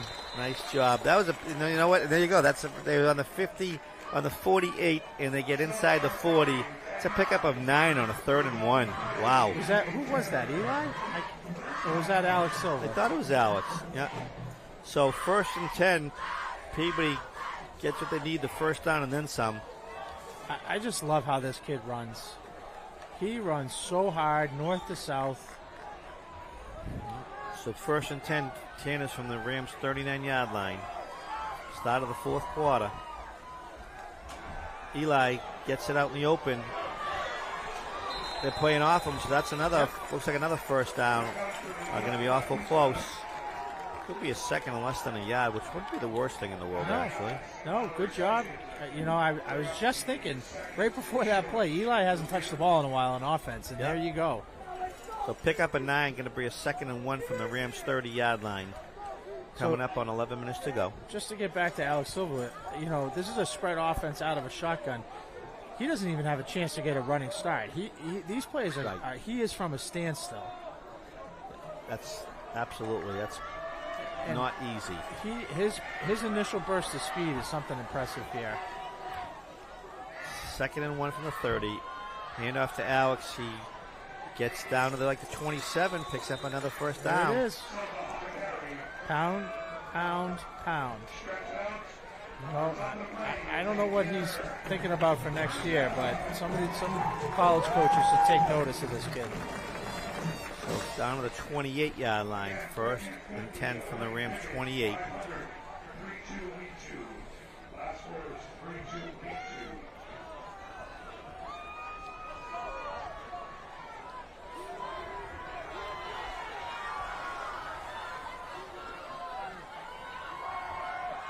Maggs gets away with it quickly, gets it deflected. Yeah. Intended receiver was, I believe, number 8. Yeah. Tried to thread the needle a little bit there. He got lucky. Yeah. A lot of classical hands in the way there. Got to be careful here. I mean, the field goal is okay, but you're down this close. You really want to try and punch it in here. Jimmy's coming out again. Matty Mastricola is going in for him.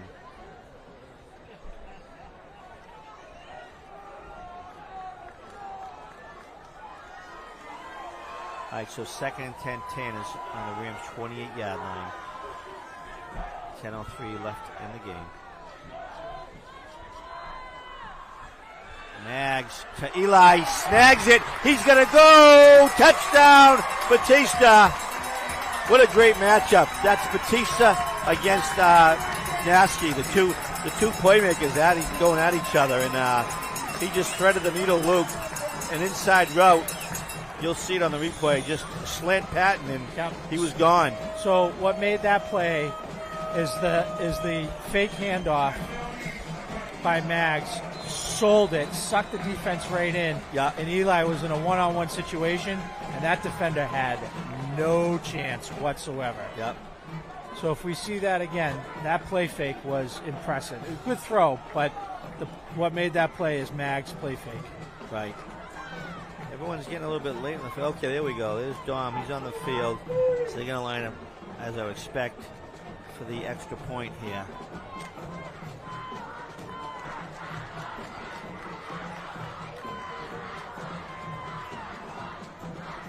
Dom Scalise.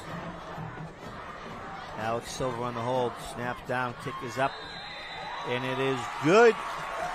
So it's all tied up here, folks. 14-14, 9:56 to go. Excellent high school football game, folks. Hope you're enjoying it. So credit to the Tanners there. That about 5 minutes ago, that was a bad sequence, and that could have gone south fast. Yeah, it could have. Player ejection, 15-yard penalty. It wasn't looking good, and credit the coaching staff, and these kids have focused, and they're back in this game. Yep.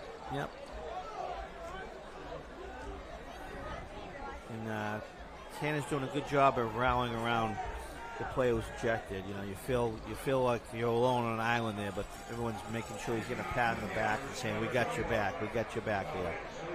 So hopefully he'll chalk it up as a learning, teachable moment, as they say, teachable moment. All right, so Tanner's. Once again, now here's a great position. You got Dom. He's a weapon. If he can pin him back inside the 20-25, and then that defense makes a 3 and out. Yep. But I'd like to see Classical have to move a little bit to catch this ball. Yeah. He's had a couple kickoffs where they've caught it in stride. Right. And all of those plays have been big returns. So let's see if he gets them moving a little bit side to side. Let's see, straight down the middle. It's going to go Spin. in the end zone. Oh. Okay. All right, so there we go.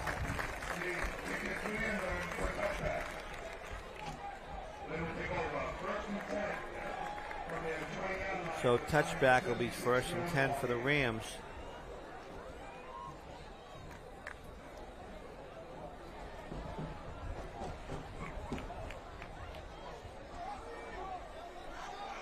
So important defensive sequence here for the Tanners with 9:56 left to go in the fourth quarter. And we're Coach Powers is rotating linemen in and out because of cramps and injuries and other things. So this is, I'm going to call it, this is the defensive series right here. Yeah. Handoff up the middle. Gets a couple. Nice gang tackle. Going to be a pickup of about 4, it looks like. Yeah, you're going to need fresh bodies out there. Tackle made by every Tanner defender. And there's Eli at the bottom of the pile. So senior captain stepping up at the touchdown side. Eli Batista with 1 and Alex Silva with the 2nd. Couple extra points. Eli has played very tough tonight. Yeah. All right, so pick up a 5, 2nd and 5. Rams from their own 30-yard line.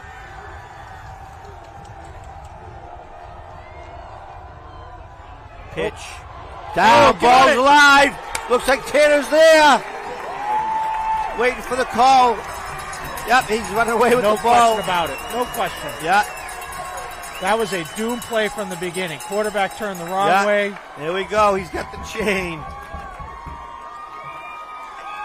Anthony Silva, number 13. Here we go. Here's the replay, folks. Yeah, so I think he was expecting his back to go the other direction. Had to spin. Should never have made that pitch. It went off his shoulder pad. And nice play. Silva gave it right to the ref and then came running over the sidelines. That's good night for the Silva brothers. That's obviously Alex's younger brother. All right, so Tanners take over offensive possession at 1st and 10 at the 22-yard line.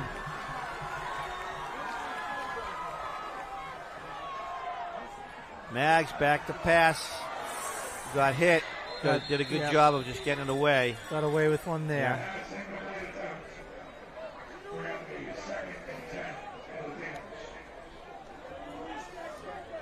Here we go. So once again, opportunity here for the Tanners.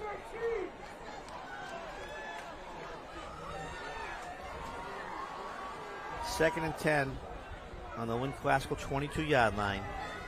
And even 9 minutes to go here in the fourth quarter. Let's see if the Tanners go back to what got them into this game here on this play. We got a flag, and Eli's clapping. It's got to be something. Could be a sideline warning. So that's what we're talking about. There you go, Matt. They just gave, that was on Coach Vaughn, I believe. I think, most referees let it go until you actually bump into them, and then, then it's a problem. But hard to believe that that's the first time. Is a handoff. Silva, tough to bring down. He's going to pick up a couple down about the 22. That actually run should have been for a loss. Yeah. And Alex just made that something into nothing.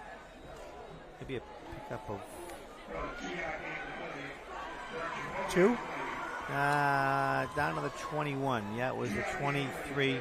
He got something out of that. Yeah, he did get 2. So down to the 22nd and 8 from the 21. So you're definitely in field goal position as long as you have a positive play.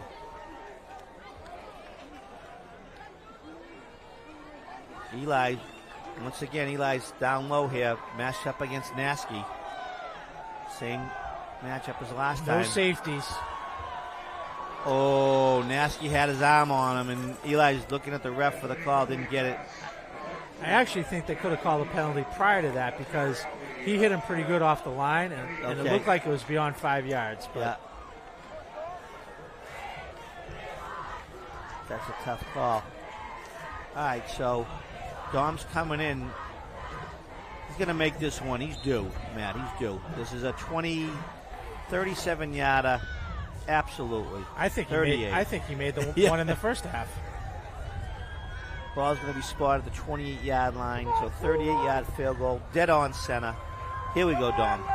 Wind is at his back. Not that that really matters for him, but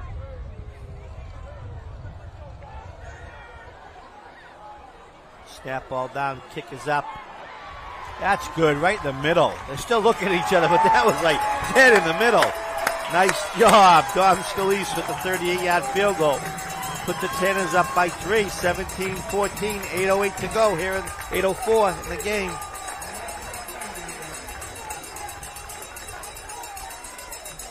So Tanners scored 10 straight to take the lead.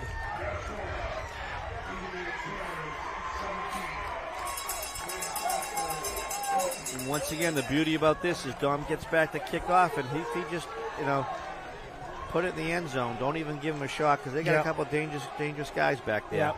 I would assume that Coach Betts or someone has told him just kick it through the end zone. Yep.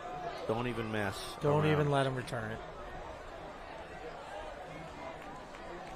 And this defense is firing now, so yep.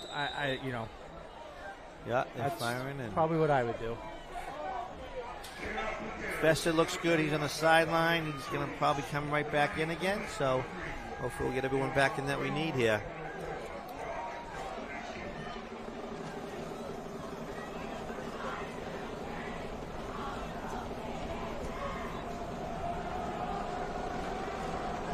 The kick. Gone. Down the middle. Gone. Yep. Touchback. Almost through the end zone. Yep. Nice play. That's the best kickoff coverage there is. Yep. Actually, Fester's not going to go in. He's still on the sidelines here. He's got his helmet on his head. But the other guy, we give credit to the other down lineman. You got Manny Mastrocola. Alex Jackson been creating havoc all night. Just kind of flies a little bit under the radar, but and I see Alex with a little leadership right now. He's telling everybody, let's go. This is it. Got number 36 out there for the Tanners, Corey Dewey. He's playing defensive end. Yep. So 3 down linemen. Tanners protecting against that pass. They blitzed them. Oh, great Hands play. up. There you go. Alex Jackson. I called it. Right there. Big play. Throw enough swing passes, and the defensive linemen start to read that. And great job. If you can't get to them, get your hands up. Here comes Festa. 2nd and 10.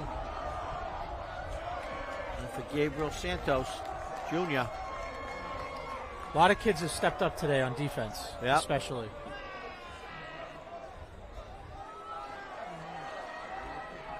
We got Dewey, Mastrocola, Jackson, Festa, Dewey, Silva, Batista. 2 Silvas out there. 2nd and 10 from the 25. Vaughn back to pass. He's looking, he's scrambling. Nope. Short, no good.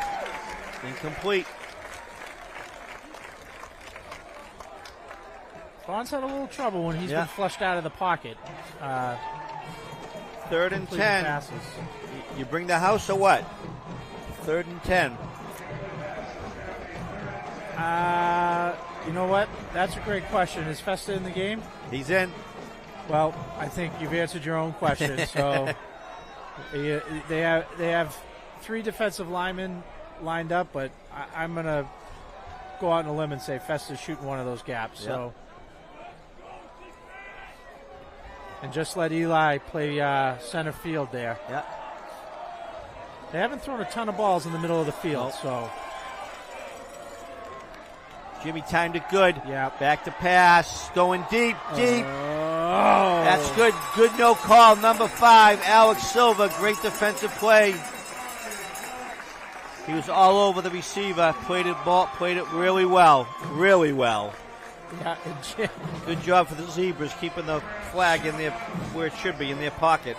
Jimmy couldn't have timed that any better. So he's clearly hurt. He's coming in and out on certain plays, but he's gotten it out. Yeah, absolutely. give him credit. He's toughening it out. He's clearly in pain. Yep. All right, so here they picked up 0 yards, 4th and 10 from their own 25. Eli's back on his 45. I'll tell you, there's been some really ugly snaps here by Classical tonight. Not ugly snaps, but they've just gotten away with the kick a couple of times. You know, yeah, their special teams have not been crisp tonight. They haven't been clicking, as they say. Yeah. So this important special teams possession right here. So I don't remember much, but I remember saying 8:04 left in the game. Now there's 7:51, so that gives you an idea. 12, 13 seconds, 3 plays. So we got to be smart on this punt here. I would imagine coaches are telling Eli right now, if you can't field that cleanly, get away. Yeah. We'll pound it. We'll use a little bit of the clock. I don't know, what do we got? What's the timeout situation? I think both teams, actually, Peabody's got 3, and it looks like Classical's only 1. 1? There's 2, yep. Well, there you go. So, first play I would imagine would be a running play. Yep. All right. Well, let's see. So Eli's the back, and Johnny Lucas is the up man. Johnny's on about the 40. Oof. Oh, kill, get away. Yeah, get away. Or not. Nice job. So Eli picks it up, brings it into Rams territory. I don't know if Eli plays a spring sports, but you might want to think about playing some baseball. That's that was a gutsy play right there. Yeah. So ball was marked at the 49-yard line of the Rams. 1st and 10 for the Tanners. 7:41 to go in the game. Big opportunity for the Tanners to take a little bit of clock here. Ram it down there. Yep. Rams. Heavy dose of silver here.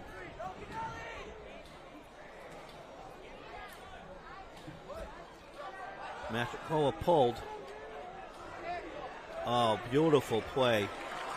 Gabe Santos. Yeah. Good call. Yep, Santos Jr. pick up a 7. That's it. That's all you want. Yep, that's all. Keep it going. Keep the chains and the clocks moving. Like I said, I watched.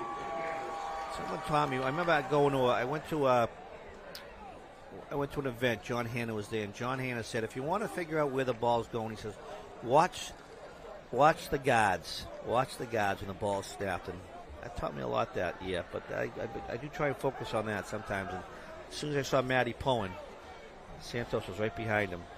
Stack 3, closest to us. Single man up top. 2nd and 2. Inside handoff. Yep. 1st down. Not a great snap, but handled well by Mags. And it really, like you said earlier, Matt, it's really tough when you're a running back, and you got to really almost start from a start position, a standstill. It's stop and go. Yeah. So here's the challenge, folks. The Tanners are definitely going to run some clock, and if they don't get a touchdown, all Lynn needs is about a minute to go, because they'll throw the ball.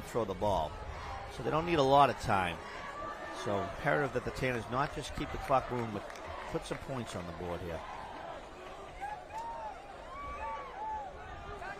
1st and 10 from the 36-yard line. Eli gets a swing pass, makes some cuts, another more cut. There he goes! Touchdown, Batista, no laundry, Tanners. Wow. 2nd touchdown of the night for Eli Batista, 36-yard, and it's a TD reception, folks, but it's about a 2-yard pass, and then he does all the work, the rest himself. Yeah, so there's blocking, but you know what I'm saying. So earlier in the broadcast before the game, I said that he has the potential to score every time he touches the ball, and that right there is a prime example. Yep. That should have been a completion for 2 yards, and he just made something out of nothing. Yep. That was an impressive run. So Tanners have scored 16 straight. Looking for point number 17 from the foot of Dom Scalise. Alex Silver on the holder. Dresser, the long snapper.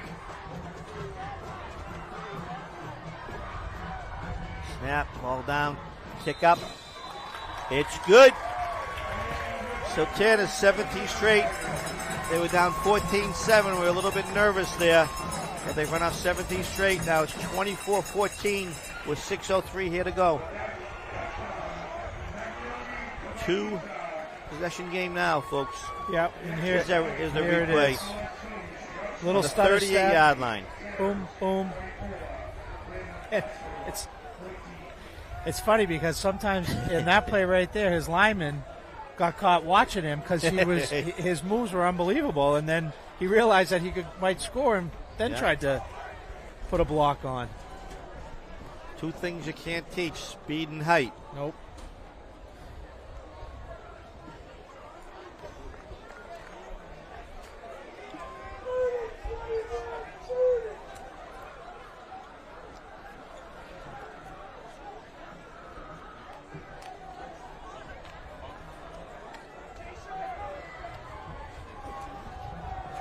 So word up here in the booth that Dom Scalise has just broken the all-time points record for 108 points in his high school career. So congratulations to Dom and his family and the entire team and his holders and his snappers. Wow, that's impressive. Yep. So what do we think? He broke the Peabody high scoring record? Yep. 108 points. And another one. That's a true statistic. That's a lot of people played on these fields. 108 points in his high school career. And what he just did there doesn't show up in a stat book. That's right. But his last 3 kickoffs have been in the end zone for a touchback, which has prevented Classical from putting their hands on the ball, because prior to that in the first half they were kicking to Classical, and they had some impressive returns. Yeah. So the tide has turned here, folks, drastically, all in our favor. But we need to, football, anything can happen. 6 minutes, a lot of time when you're going up against a passing offense. So a little bit of work left to do here. 6:03 to go in the fourth. 24-14 Tanners. Vaughn pass going deep, overthrows the receiver. Blanket coverage, though, by number 8, Dolan Morrell. Yeah, it's almost, Vaughn's arm is almost too strong. Yeah. That's the 3rd or 4th pass where he's overthrown his receiver by, at least 5 yards. Shot ahead coach Mark Betancourt.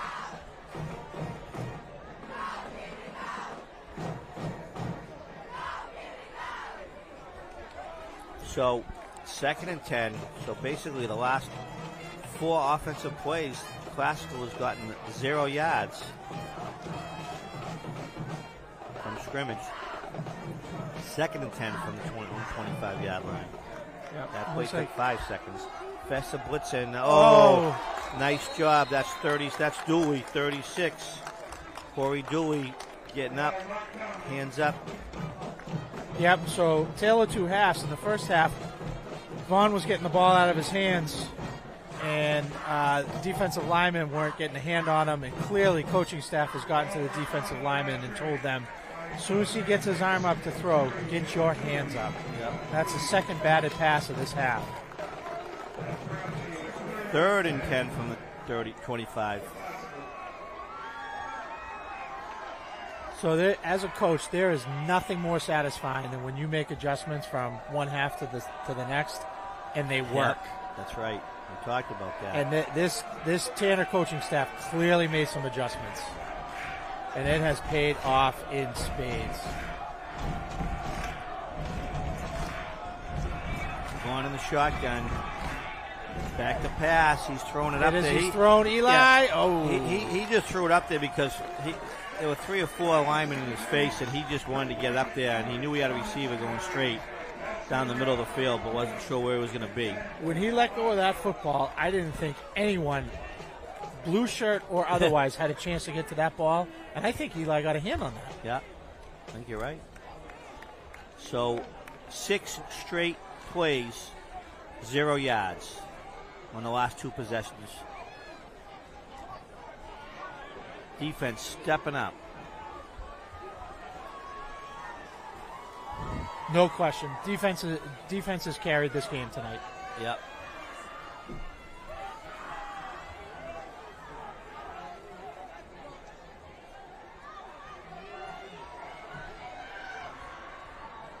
Another low punt. Yeah. Good kick. Eli's going to return it. Up 47. He cuts up down to the 42 and held on to that ball. Yep, good return. Holding his knee, though. Ooh.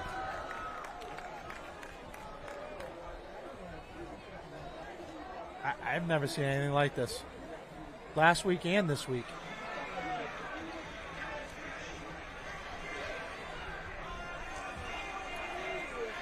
All right, so it looks like just like a little bit of a cramp. They're rolling it out on his calf.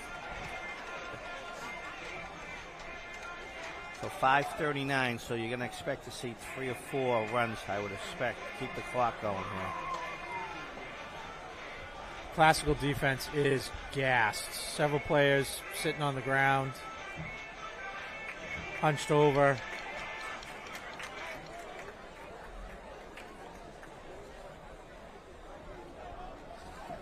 All right, so now it's once again time for the offensive line to just do their thing here.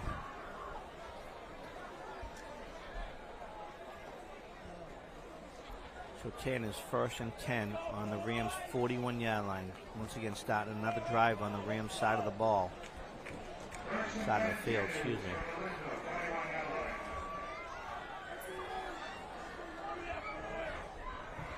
Hand off to Alex. Breaks the first, gets down about the 39, pick up a 2. More importantly, ball possession, the clock is moving. Classical is still choosing to hold on to that last timeout. I'm going to guess he's hoping for a defensive stop, and he's saving that timeout for their last offensive possession here. But so if Tanners can win a couple more plays, even if they don't get a first down, we should be under 4 minutes.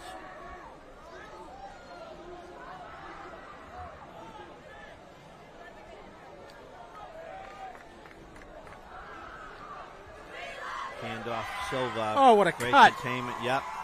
Down to the 34. Wow. This kid's put on a show tonight.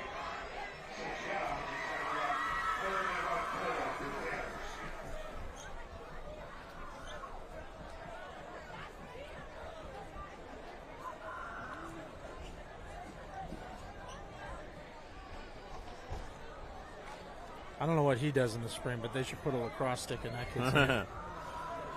All right, so we got down to the Rams 35. We got a 3rd and 4. So we need to get to the 31 for a first down. 3rd and 4. Silva, once again, no gain, but the clock's moving. A little bit in this situation, I'm curious to see if they let it go down.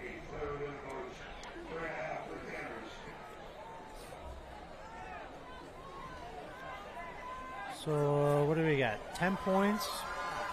4th down? It'd be a 52-yard field goal. I'm not so sure if you just don't go for the first down. They're going to let it run all the way down. Cannons, we're down a... Yeah, I got to be honest. I think I'm okay either way. Yeah, me too. And Eli's coming in. I can understand going for it, and I can understand kicking it, but it looks like they're going to go... we got some wholesale, but I don't see Dom, so it looks like they're going to go for it. Yeah, and I think they just... Coach Betts is right with the referee there. They used all the play clock down to 3:10 here, 3:11. So timeout 3:11. Okay. Nice play by the Tanners. Yeah. Good timeout. Yeah. Talk about it. This is a big play. Yeah. This could be the proverbial nail in the coffin here. Yeah. First down. Yep. Oh, no question. Yeah, first down here wins the ball game.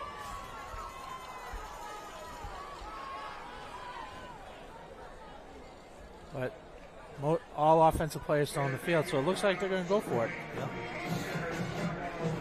As they should. So once again, we'll be back here once again next Friday night, 7 o'clock, same bad time, same bad channel versus the Beverly Panthers. And we hope you can either come down here to Coley Field, or if not, enjoy it from the comfort of your living room. So we're gonna have to do some research. The viewing audience wants to know whose record Dom broke. So we're gonna. Yep. I don't know. My guess is Frank Candela, maybe. Candela. So I'm sure Matt Williams. My devoted viewing audience, we will get back to you on that after we dig out the record books from the basement. 3rd and 4. Oh, Eli took the snap. He's at quarterback. He's going to take it in all the way. Touchdown, Batista. Oh, Wildcat. Yeah, I don't know. It took me about a second to realize it wasn't him. Wow, Eli Batista. So a little Wildcat action there pays off. Yeah. And hey, why not? This kid is electric, even with leg cramps. Yeah. Nice job. He's a good kid. I know, personally known Eli since growing up at a very, very young age. So that's the ball game there. I'll tell you what, this is a heck of a win because that first half was not pretty. No. And then you had and even the second, you had a player thrown out. You're down 14-7. The wheels could have fallen off the bus awful quickly, but they did not. And credit the coaching staff. I'm sure they had a lot to do with getting things back in order. I saw a couple of the older kids, captains, putting arms around kids. Yep. Point 109, Dom Scalise. And I think you call this a barometer game. Like, now you know where you're at and what you got to work on. Here's the replay, folks. So watch Eli. He'll, like Matt just said, it's the Wildcat. He lines up as the quarterback. Ball went down. He did not touch. Andy fumbled the He fumbled the snap. Yep. Awesome. So what a second half by the Tanners. Actually, 3/4 of a second half, because the start of the second half was not pretty either. It was 8-0 at the half, right? Yeah, 8-0. Yep. They scored 31 points here.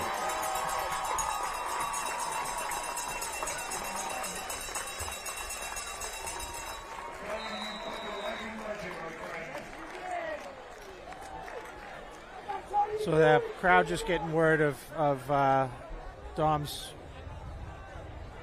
point total here. And let's see if he continues here. Give it a boot, Dom.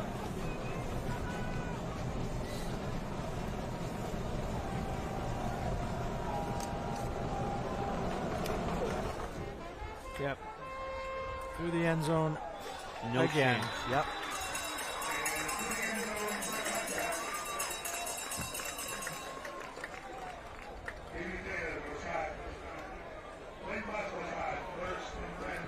We still have 3 minutes left in this game. I know, it's amazing. Nice job by the Tanners. And the beauty about it is everyone's stepping up tonight. It wasn't, you guys got the 3 TDs, Alex got a TD, but everyone, this was a team win. There are kids that did stuff tonight. It won't show up in a stat sheet that, especially on defense, bailed this team out. Yep. Johnny Kavanaugh had a nice game. Just I don't want to leave anyone out. Just everyone, really. Alex Jackson, Matty Mastrocola playing both ways a couple of times.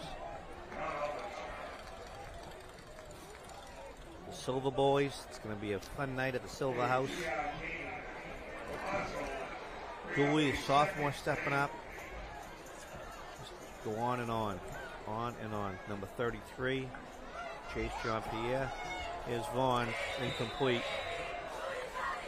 So it'll be interesting to watch the growth of Luke Maglione as this season goes on, because I'll say that even from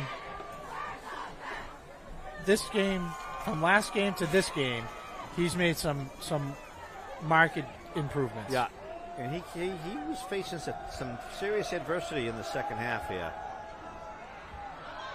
Ball is complete in bounds. Clock's going to run. Still not a first down. Yeah, he showed composure. He did.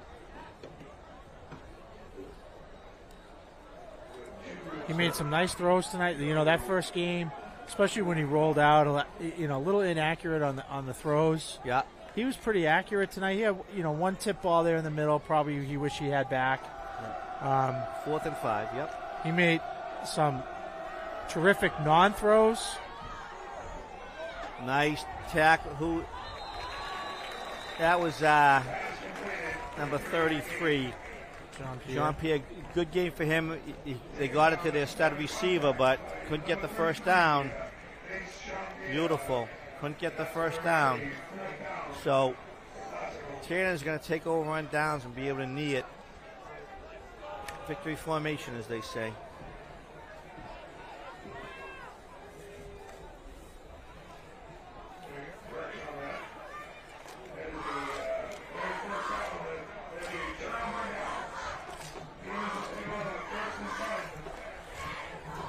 Yeah, I think fatigue definitely played a role for Classical's defense tonight. A lot of kids looked like they were sucking wind. Yeah.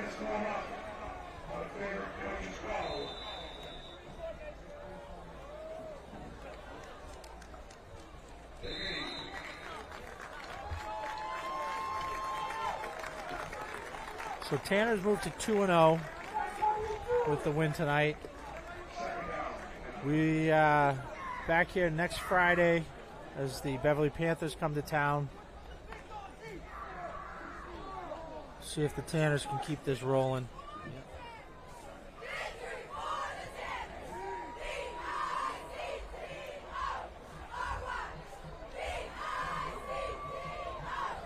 I think Classical is going to be okay. They got some talent on this football team that they're going to win more games than they lose. No question about it. Good test for the Tanners. So, probably one more snap and that'll do it. So excellent job by the Tanners. Once again, adjustments at halftime by the coaching staff and staying together as a team. This could have, just like I said, this could have gone in a bad direction, but didn't get there. They showed some good resiliency, this team. Yeah, some of these upperclassmen have never played from behind before. Yep. And here they go. Big crowd tonight at home.